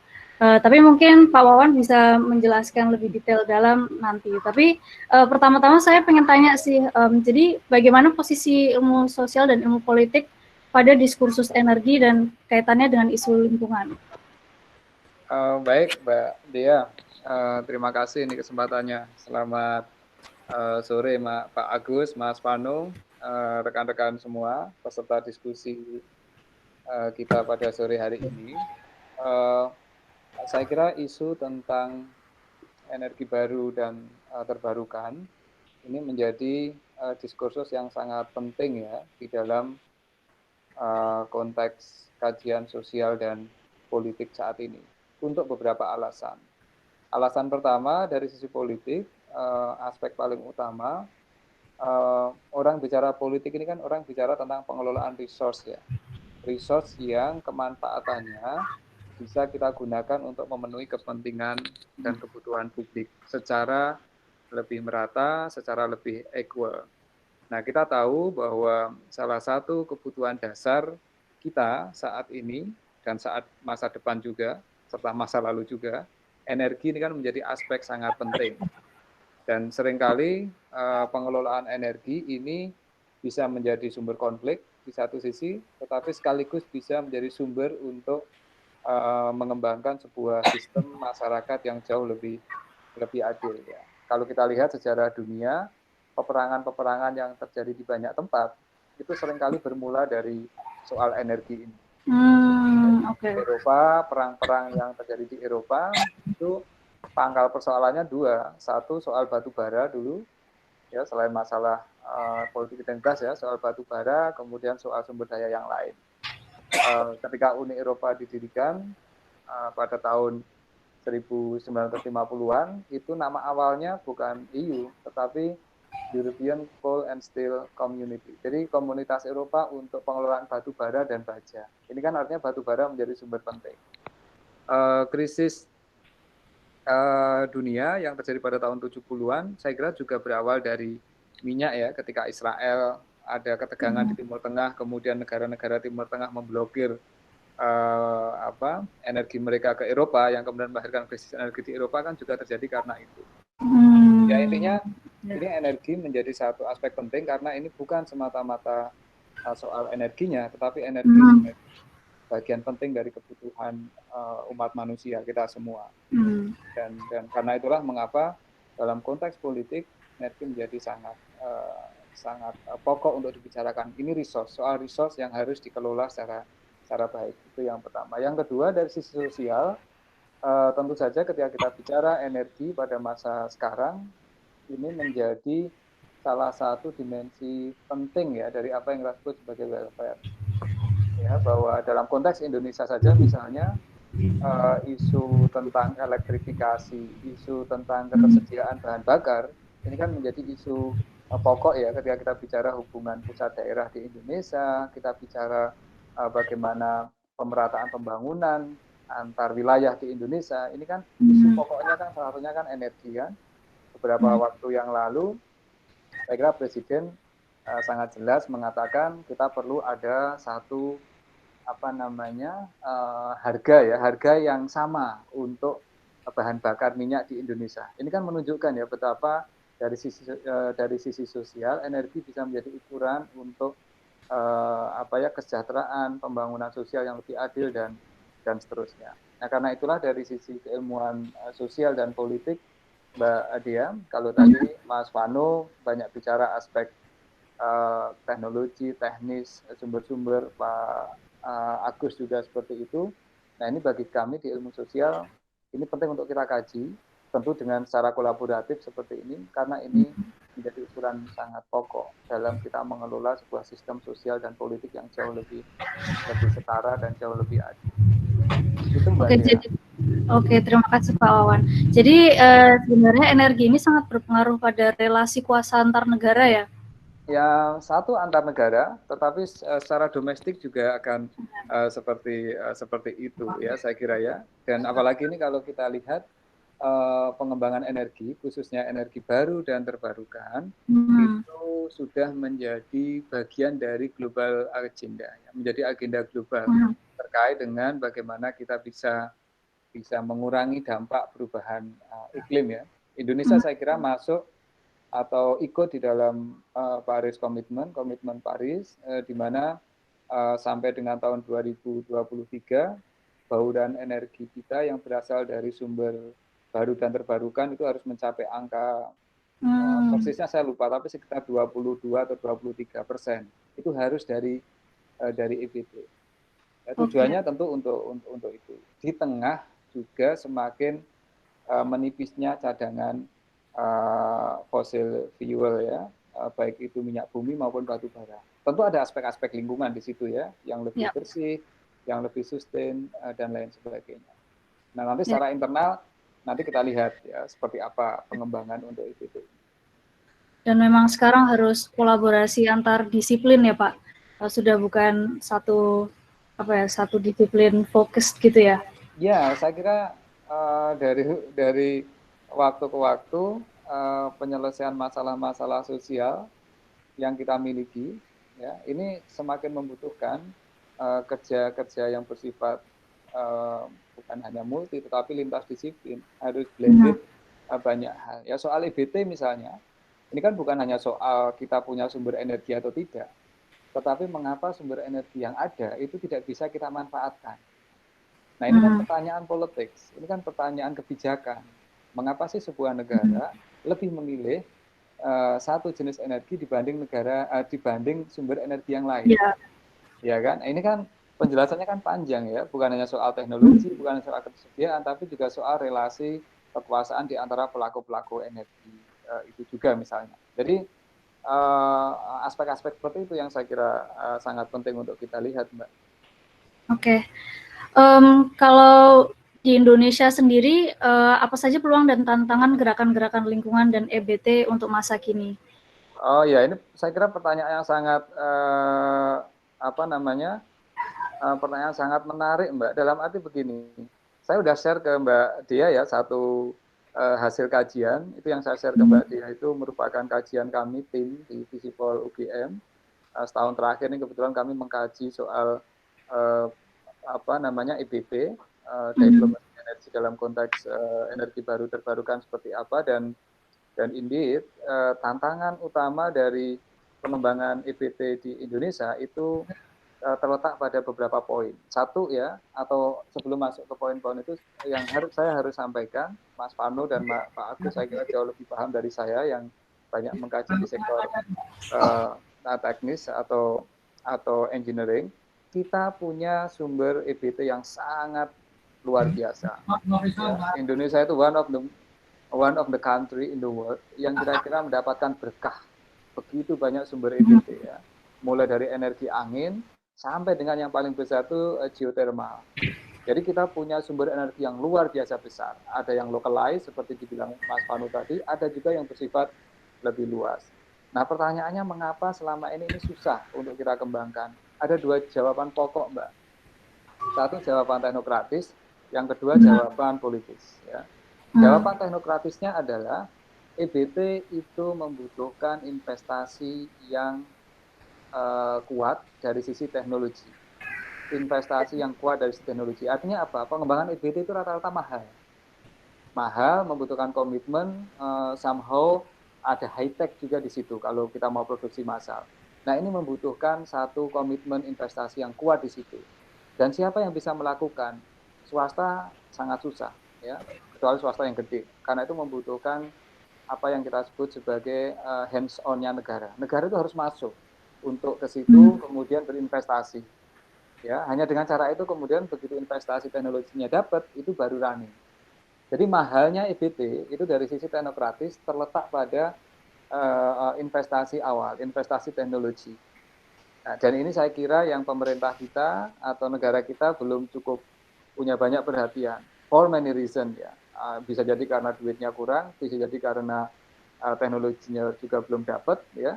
Atau bisa jadi ya memang sudah diatur di sana sini untuk EBT tapi tidak dilakukan. Tapi aspek teknokratik ini menjadi penting terkait dengan teknologi dan investasi tadi. Yang kedua aspek politik. Mengapa EBT tidak jadi pilihan? Satu, dugaan kami atau dugaan atau hasil riset yang kami lakukan menunjukkan ada apa yang kita sebut sebagai struktur oligarki energi yang sangat kuat, Mbak. Oke. Nah, oligarki energi ini kan membutuhkan cara berpikirnya kan sangat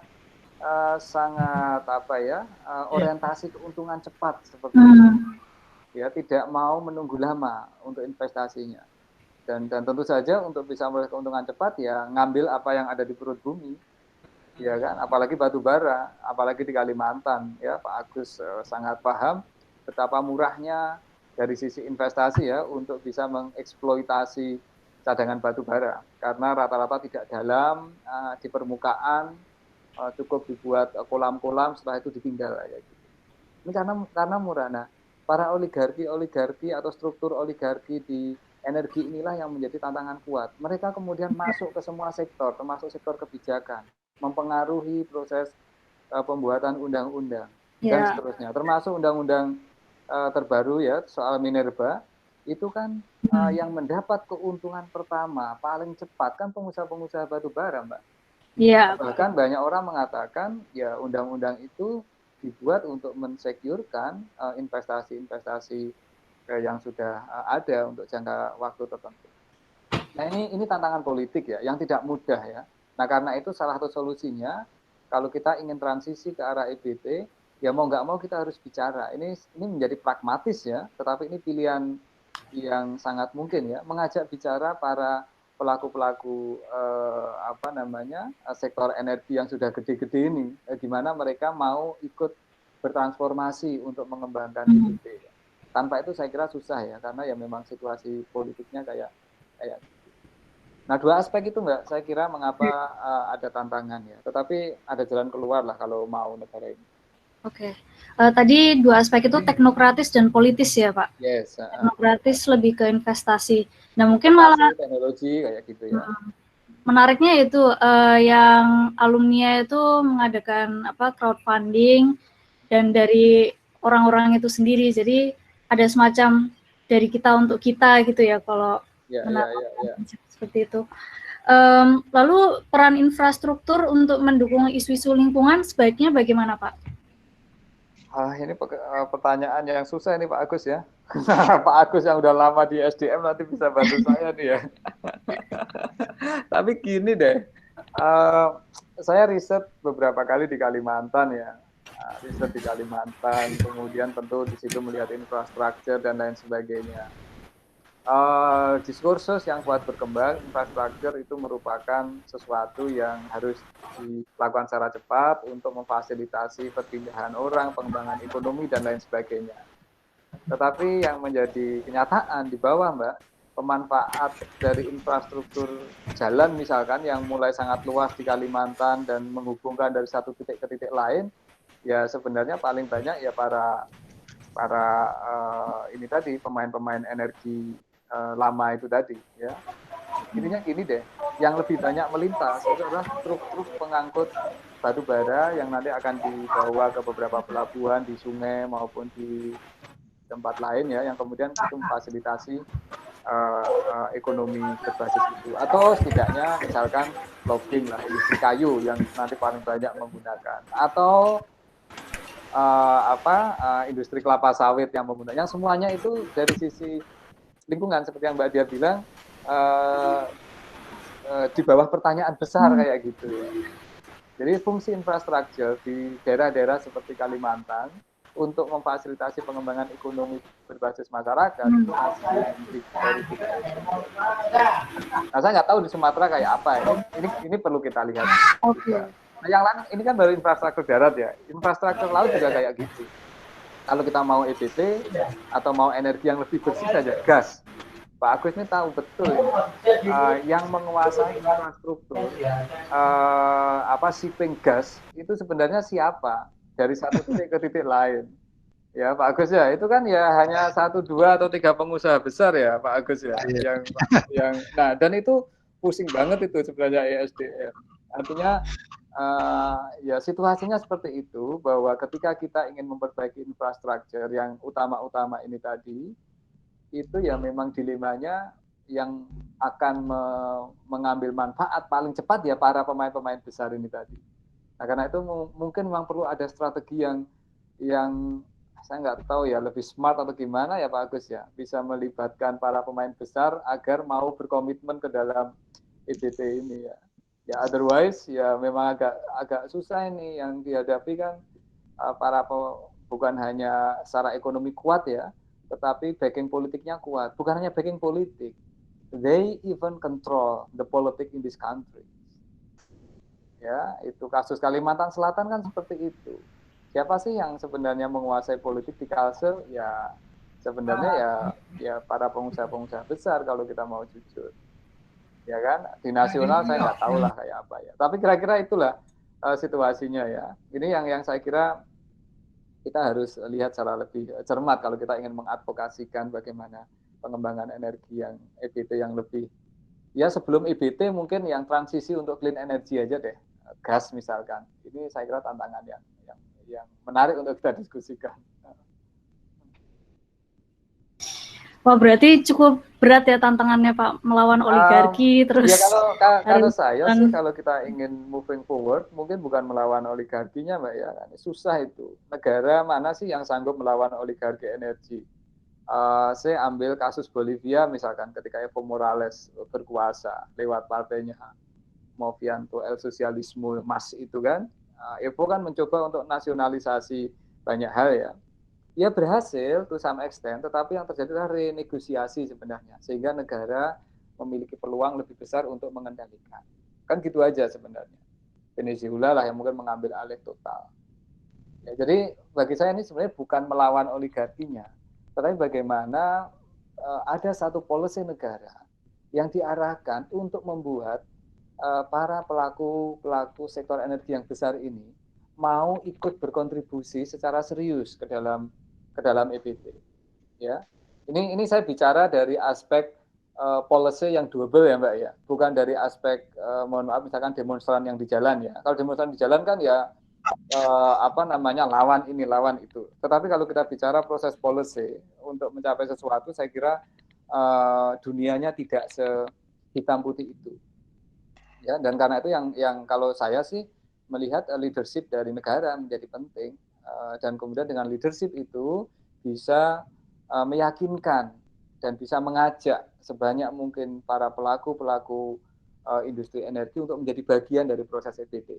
Kalau kata misalkan Mas Vanu dan teman-teman kemudian disupport oleh misalkan Pertamina, oke, ini punya potensi untuk ikut membantu sebagai bagian dari upaya Pertamina untuk ikut mengembangkan, maka inisiatif kayak gini ditangkap, diambil dan kemudian ikut dikembangkan. Itu kan menarik ya, yang kayak gitu ya. Menurut pendapat saya kayak gitu sih caranya ya. Oke.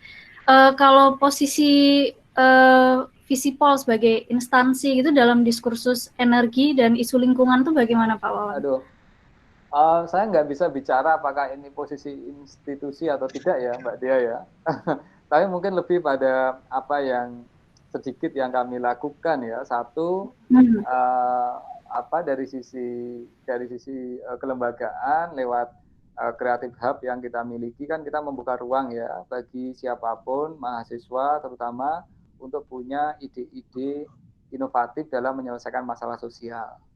Dan ketika salah satu masalah sosial kita misalkan energi dan pengembangan IBT ini, saya kira kalau ada teman-teman mahasiswa yang ingin ikut mengembangkan itu, yang kemudian nanti dimentori oleh para mentor-mentor kami untuk ikut mengembangkan atau ikut menyelesaikan masalah sosial dalam konteks energi ini, saya kira itu menarik ya. Dan yang dilakukan oleh Mas Vano, kemudian Cahaya dan teman-teman di LS Power kan bagian dari itu ya, yang ditangkap oleh Creative Hub, memfasilitasi mereka untuk melihat bahwa energi ini bukan soal teknis, ini soal problematika sosial. Itu secara dari sisi kelembagaan kita menyediakan itu. Ya meskipun yang disihab bukan hanya soal energi ya, banyak yang lain. Nah, kalau dari sisi riset ya terus terang memang 1 tahun terakhir atau bahkan lebih lah ya, itu ada grup riset kami yang mencoba untuk masuk ke soal-soal sebenarnya awalnya ekstraktif industri, Mbak.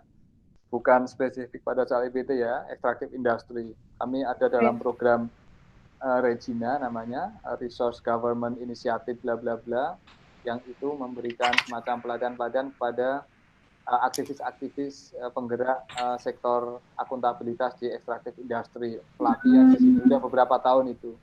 Dan yang terakhir saya sendiri secara spesifik menjadi bagian dari satu riset group untuk memahami persoalan energi baru dan terbarukan di Indonesia dari sisi sosial politik, plus bagaimana mendorong ke arah transisi toward cleaner energy. Mungkin baru seperti itu ya yang kami miliki ya saat ini ya. Tapi kalau di UGM sudah ada tuh teman-teman di pusat studi energi yang secara lebih teknis jauh lebih kuat dari kami. Oke, dengar-dengar Mas Vano juga awalnya dari riset ya, sekarang jadi LS Power. Nah, ya, bukan. Ya itu kelihatannya teman-teman ya riset yang kemudian dikembangkan jadi gerakan sosial, ya nggak Vano? Ya. Jadi betul Mbak Dea. Awalnya emang dari tim riset transformasi ke LS Power lewat Creative Hub juga dulu transformatornya. Saya ada pertanyaan lagi Pak Wawan, apakah ada sebuah framework atau prinsip dalam perspektif ilmu sosial dan ilmu politik yang bisa digunakan untuk memastikan bahwa bisnis itu berdampak baik pada masyarakat? Wah, itu yang bisa menjawab teman-teman Sihab itu masa itu lewat pendekatan apa yang disebut sebagai sociopreneurship ya. Itu saya secara personal tidak mendalami dari sisi keilmuan, ya memfasilitasi saja. Dalam arti memfasilitasi, kami menyediakan apa yang kami sebut sebagai Creative Hub Ecosystem yang untuk memfasilitasi teman-teman yang punya ide-ide kreatif. Tapi pada prinsipnya kami percaya bahwa persoalan-persoalan sosial itu bisa diselesaikan tidak hanya dengan model-model memberikan subsidi langsung ala Robin Hood atau ala benevolent state ya. Kalau benevolent state kan pendekatannya lu miskin, kami kasih duit karena negara kaya. Tapi kami juga berkeyakinan bahwa penyelesaian masalah-masalah sosial itu juga bisa dikembangkan dengan logika-logika untuk pengembangan produktivitas ekonomi ya. Artinya mengajak mereka yang secara ekonomi, yang secara sosial itu underdeveloped, itu untuk kemudian juga ikut berkembang. Itu prinsipnya sebenarnya empowerment ya, social empowerment ya. Sociopreneurship ini kan tahap lebih lanjut dari social empowerment ya, dari pemberdayaan sosial, bahwa mereka memahami masalahnya dan kemudian mencoba untuk mentransformasi persoalan sosial menjadi sesuatu yang menguntungkan. Itu mungkin salah satu pendekatan baru ya, tapi itu ya teman-teman kreatif hub lah yang mikirin satu new body of knowledge on how masyarakat kemudian bisa ikut menyelesaikan masalahnya dari dalam ya. Kalau saya dari political science, Mbak, jadi pendekatan saya power and power relation kan. Wah, seru. Mungkin balik lagi ke tadi tentang circular economy, integrated waste management, kayak gitu. Menurut Pak Wawan, tanggapannya dalam masyarakat gimana secara sosial dan ekonomi gitu. Sekarang apakah Pak Wawan sudah melihat beberapa bentuk circular economy di Indonesia atau integrated waste management? Ya, ini hal lain juga ya Mbak. Salah satu temuan dari riset yang kami lakukan dalam tahun terakhir terkait dengan EBT aja misalnya, yang kita sebut sebagai literasi, public literasi on energi yang renewable itu menjadi sangat penting. Dan saya kira pertanyaannya Mbak Dia relate dengan soal-soal pengetahuan masyarakat juga ya, bahwa agar mereka juga bisa menjadi bagian dari circular economy atau apapun itulah. Artinya kalau misalkan taruh kata gini deh, sampah itu bisa menjadi sumber energi misalkan. Ya, ini kan menjadi pengetahuan yang penting dulu ya, bahwa sampah itu bukan hanya sampah. Sampah itu bisa ditransformasi menjadi yang lain. Ya, dan artinya ketika pengetahuan tentang itu kan harus dimiliki oleh masyarakat, tidak hanya dimiliki oleh para elit, oleh para dosen, oleh para peneliti, ya, tapi masyarakat. Dan kemudian setelah masyarakat tahu, diikuti dengan kebijakan, misalkan mulai dari pemisahan sampah, mana sampah plastik, mana sampah kertas, ya, mana kemudian sampah yang itu ya sampah dalam arti yang kemudian bisa dihancurkan, ya kan? Yang plastik kalau sudah dipisahkan kemudian dibawa ke tempat sampah yang juga sudah dengan plastik, sehingga kemudian ada mekanisme untuk recycling atau untuk reuse lah, whatever kita sebut lah ya. Kertas kan juga seperti itu, juga seperti itu. Jadi ini menjadi satu sistem ya, dari rumah tangga itu masyarakat sudah punya pengetahuan, dan kemudian ketika membuang sampah itu sudah terpisahkan, kemudian pengangkut sampahnya juga seperti itu sampai dengan tempat pembuangan sampah. Nah, kadang kita ini nggak nyambung, ya, masyarakatnya di beberapa bagian sudah paham dipisahkan, setidaknya antara plastik kertas dengan yang sampah makanan. Sudah dipisahkan tuh di rumah tangga, 2 misalkan ya, taruh depan rumah dipisahkan. Tapi begitu pengangkut sampah datang, mereka nggak peduli, ya, kresek warna hitam dan abu-abu sama-sama diangkut masuk ke dalam truk yang sama kan. Iya. Dibawa ke Piungan misalnya kalau di Jogja, ya udah sampai sana dibuang ke tempat yang sama. Iya. Jadi ini bukan hanya ini soalnya menjadi soal panjang. Dalam arti panjang itu harus komprehensif dan koheren kayak gitu, ya kan? Nah, ini beda dengan negara-negara yang sudah well established ya, terkait dengan circular economy, terkait dengan aspek-aspek kayak gini kan. Di tempat Mbak Dea tinggal di UK dulu kan kayak gitu, ya kan? Jadi sudah dipisahkan sejak dari kamar-kamar apartemen atau kos-kosan, kemudian yang ngangkut pun kan truknya juga beda. Yang truk sampah biasa mungkin warnanya merah, yang khusus untuk recycle warnanya hijau. Kan gitu kan, hari ngantunya juga beda. Sampai ke tempat pembuangan juga beda. Di Australia juga macam kayak gitu, pengalaman saya di Norway, pengalaman saya tinggal juga seperti itu, sama lah. Nah, ini artinya memang ini soal pendekatan pada akhirnya. Pendekatan yang harus masuk ke policy. Ya. Selain juga tadi soal public literasi yang saya kira penting. Jadi 2 hal inilah yang saya kira harus kita lihat secara bersamaan. Saya itu sebenarnya memang merindukan ya, ada satu kota saja di Jogja, atau bukan Jogja, di Indonesia, yang serius dan kemudian menjadi role model ya untuk circular economy dalam konteks sampah. Kalau itu bisa, itu keren banget itu. Ya. Mungkin sekarang bisa menayangkan pertanyaan-pertanyaan dari Birin. Mbak Danti mungkin bisa bantu.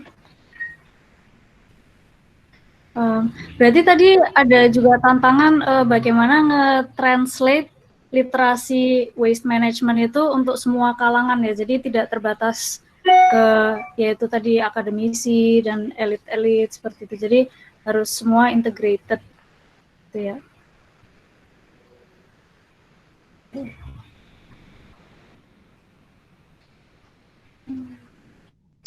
Banyak Halo? pertanyaan. Ya, monggo. Ya, di chat banyak pertanyaan tuh. Iya, ini lagi mana yang harus dijawab dan siapa yang menjawab, Mbak Dia? Oh iya, ini lagi mau di-share sama teman-teman dari Sihab. Atau berapa bisa saya jawab dulu? Iya, monggo Pak Agus dulu. Monggo. pertanyaan. Yang lain mungkin saya ada beberapa yang gampang dijawab, ada yang agak sulit dijawab. Ya, saya yang jawab yang gampang dulu tuh yang mengenai hydro ya, micro hydro. Kita belum ada yang kita lakukan dengan micro hydro, tetapi kita siaplah untuk melakukan itu dan silahkan dikontak untuk melakukan seperti itu. Dan juga seperti tadi mungkin belum sempat dilakukan bahwa alumni ini didirikan oleh teman-teman dari UGM, ITB, UI, UGM, IPB dan Brawijaya gitu ya. Jadi salah satu goals-nya adalah mensupport Sustainable Development Goals.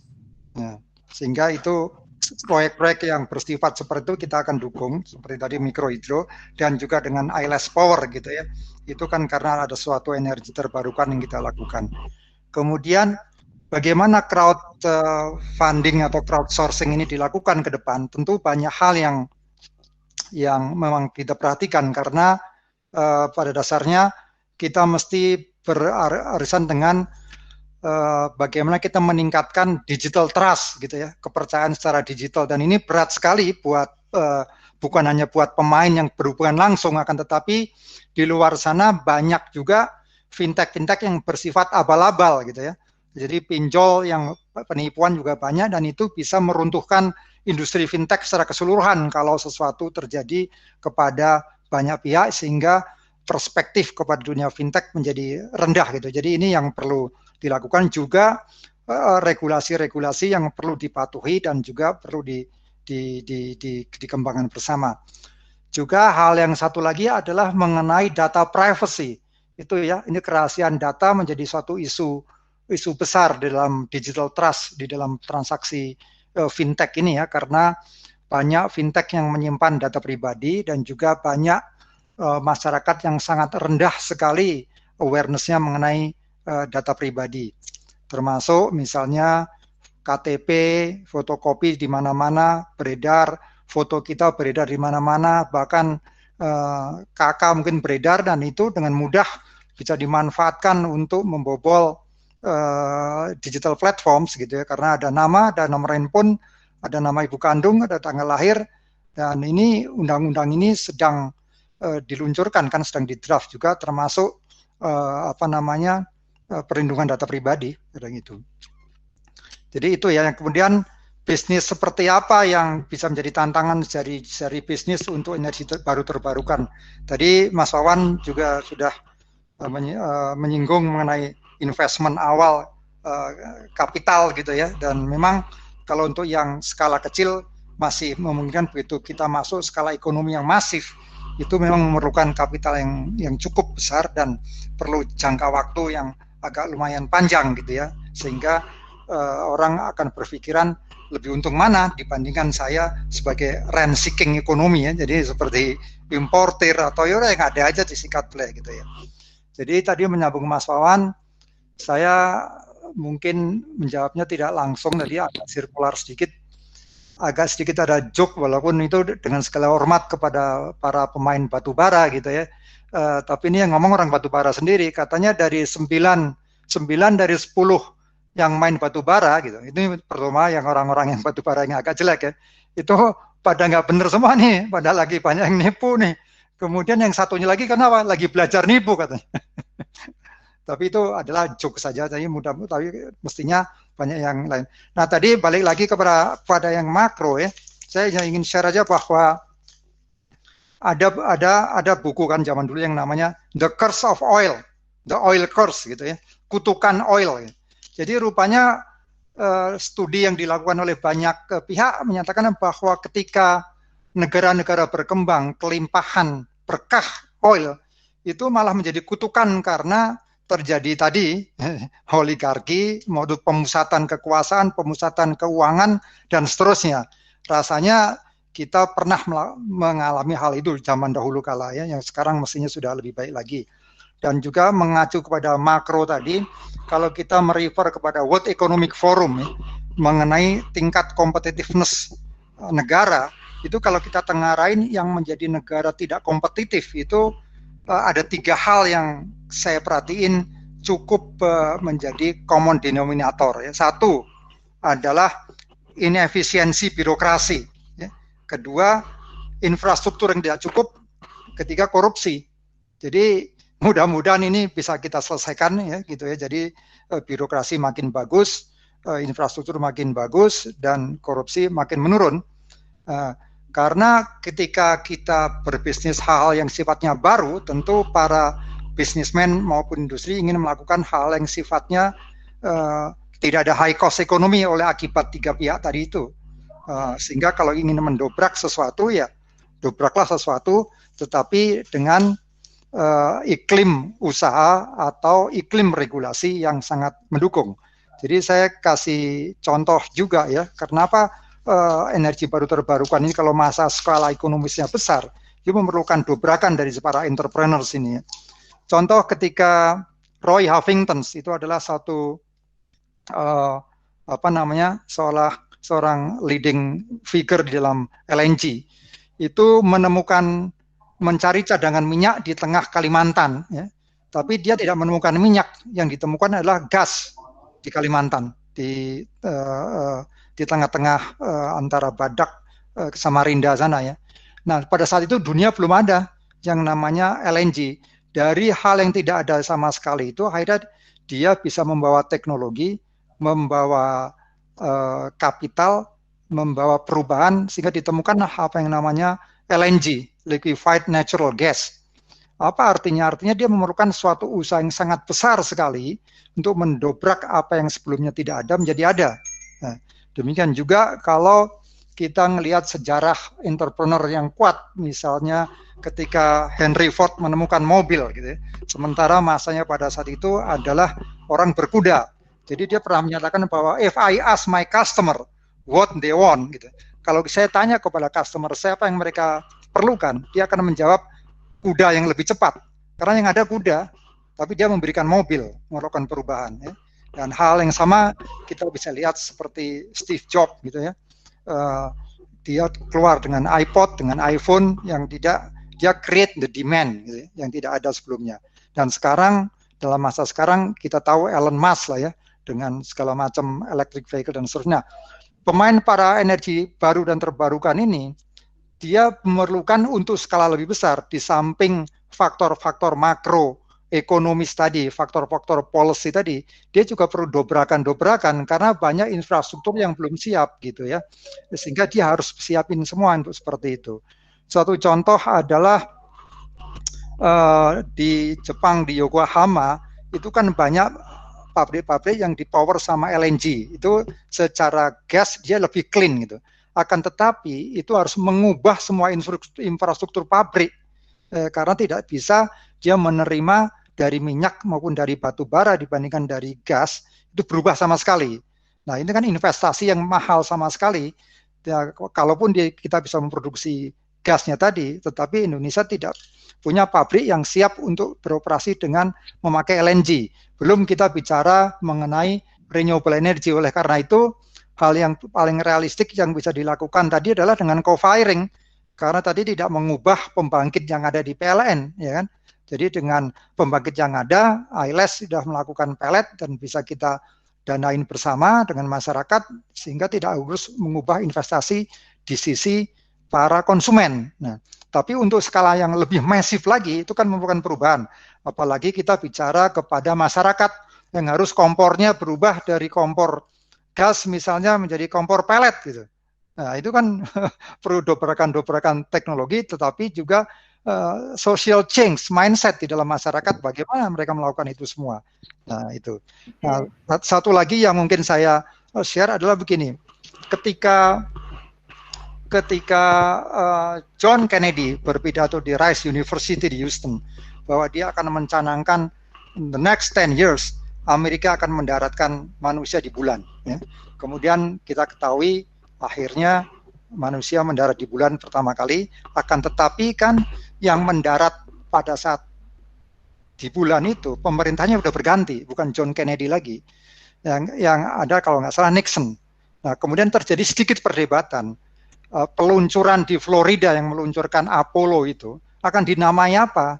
Ya. Nah, kemudian sepakat semua bahwa dia harus dinamai Kennedy Space Center, bukan Nixon Space Center, di mana Apollo terluncurkan pada zamannya Nixon. Apa artinya ini?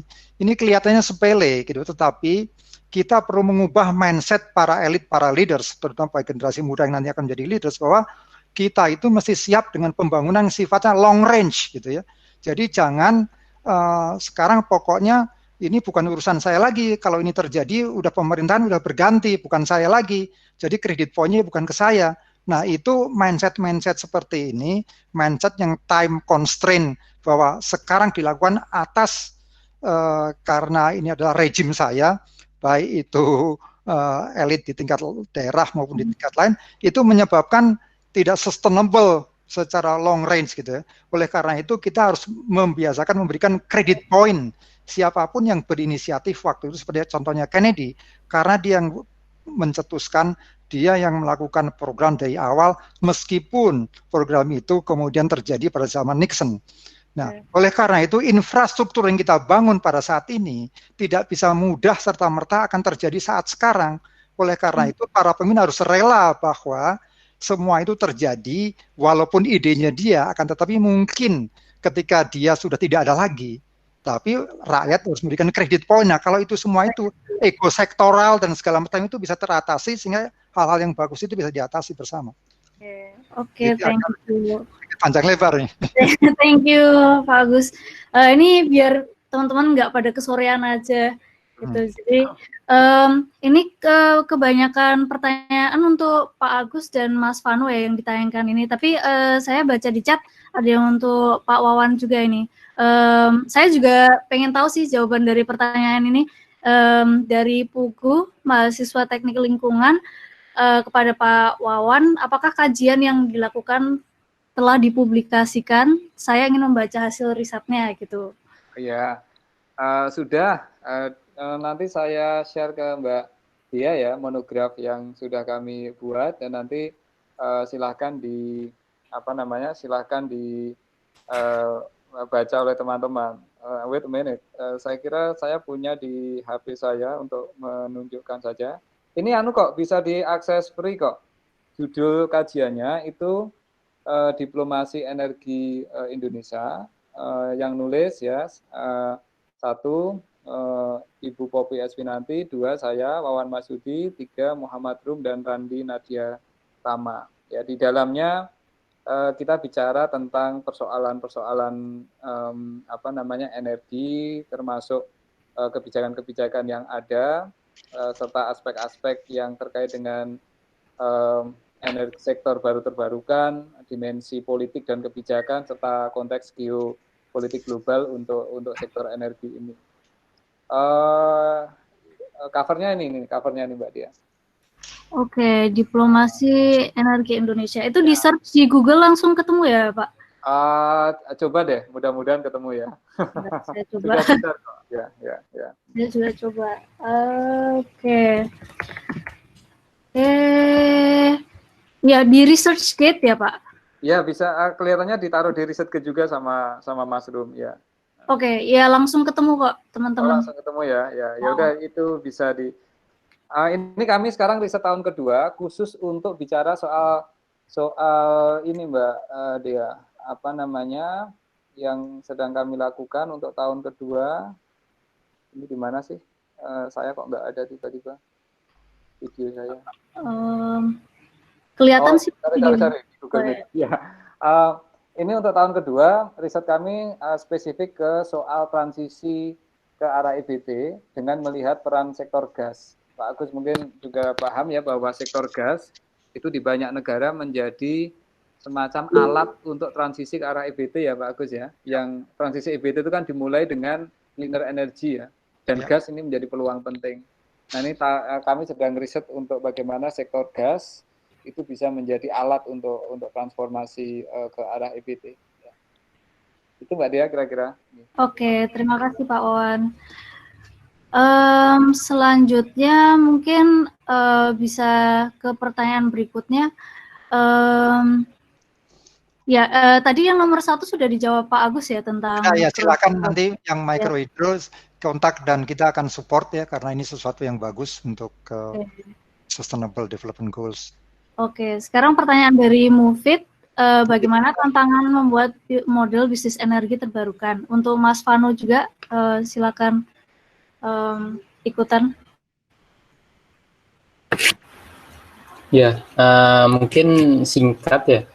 Dari saya sih kalau tantangannya memang ini ya, karena di sini EBT ini kita tidak bisa memungkiri, kita juga harus berpikir bagaimana terkait sustainability-nya, dan di sini kaitannya adalah EBT sendiri kita tidak bisa jauh dari yang namanya fossil fuel, sudah pasti ya. Jadi yang pertama bisnis yang mungkin bisa dikembangkan gitu, modelnya seperti apa, kurang lebih sama tadi yang seperti yang saya jelaskan, yaitu terkait pemanfaatan atau ini ya secara lokal biomass, itu mungkin sebuah model yang sekiranya bisa menjadi alternatif untuk bagaimana kita bisa benar-benar memanfaatkan resources yang ada di lokal. Itu yang pertama. Terus yang kedua,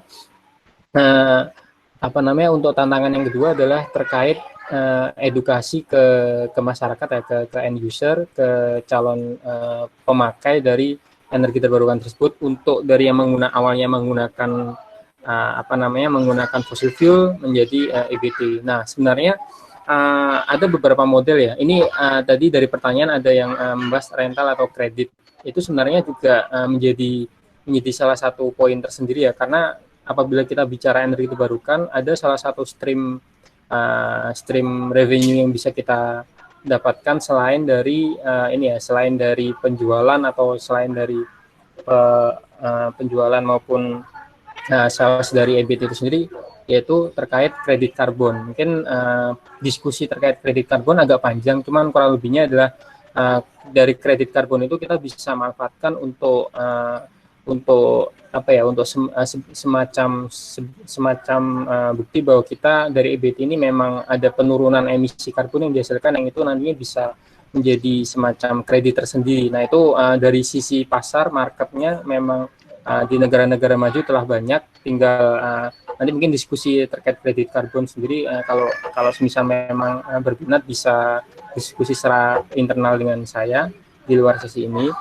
Maupun sistem rental pun juga mungkin sama ya, terkait kebanyakan mungkin dipakainya di panel surya gitu. Ada beberapa perusahaan yang menggunakan konsep rental atau untuk peminjaman sementara dari instalasi panel surya. Ini juga menarik, cuman balik lagi ada beberapa faktor yang masih perlu menjadi pembelajaran di sini, yaitu ke masyarakatnya, karena rental ini kalau langsung ini kan bisnisnya B2C berarti ya kalau rental gitu.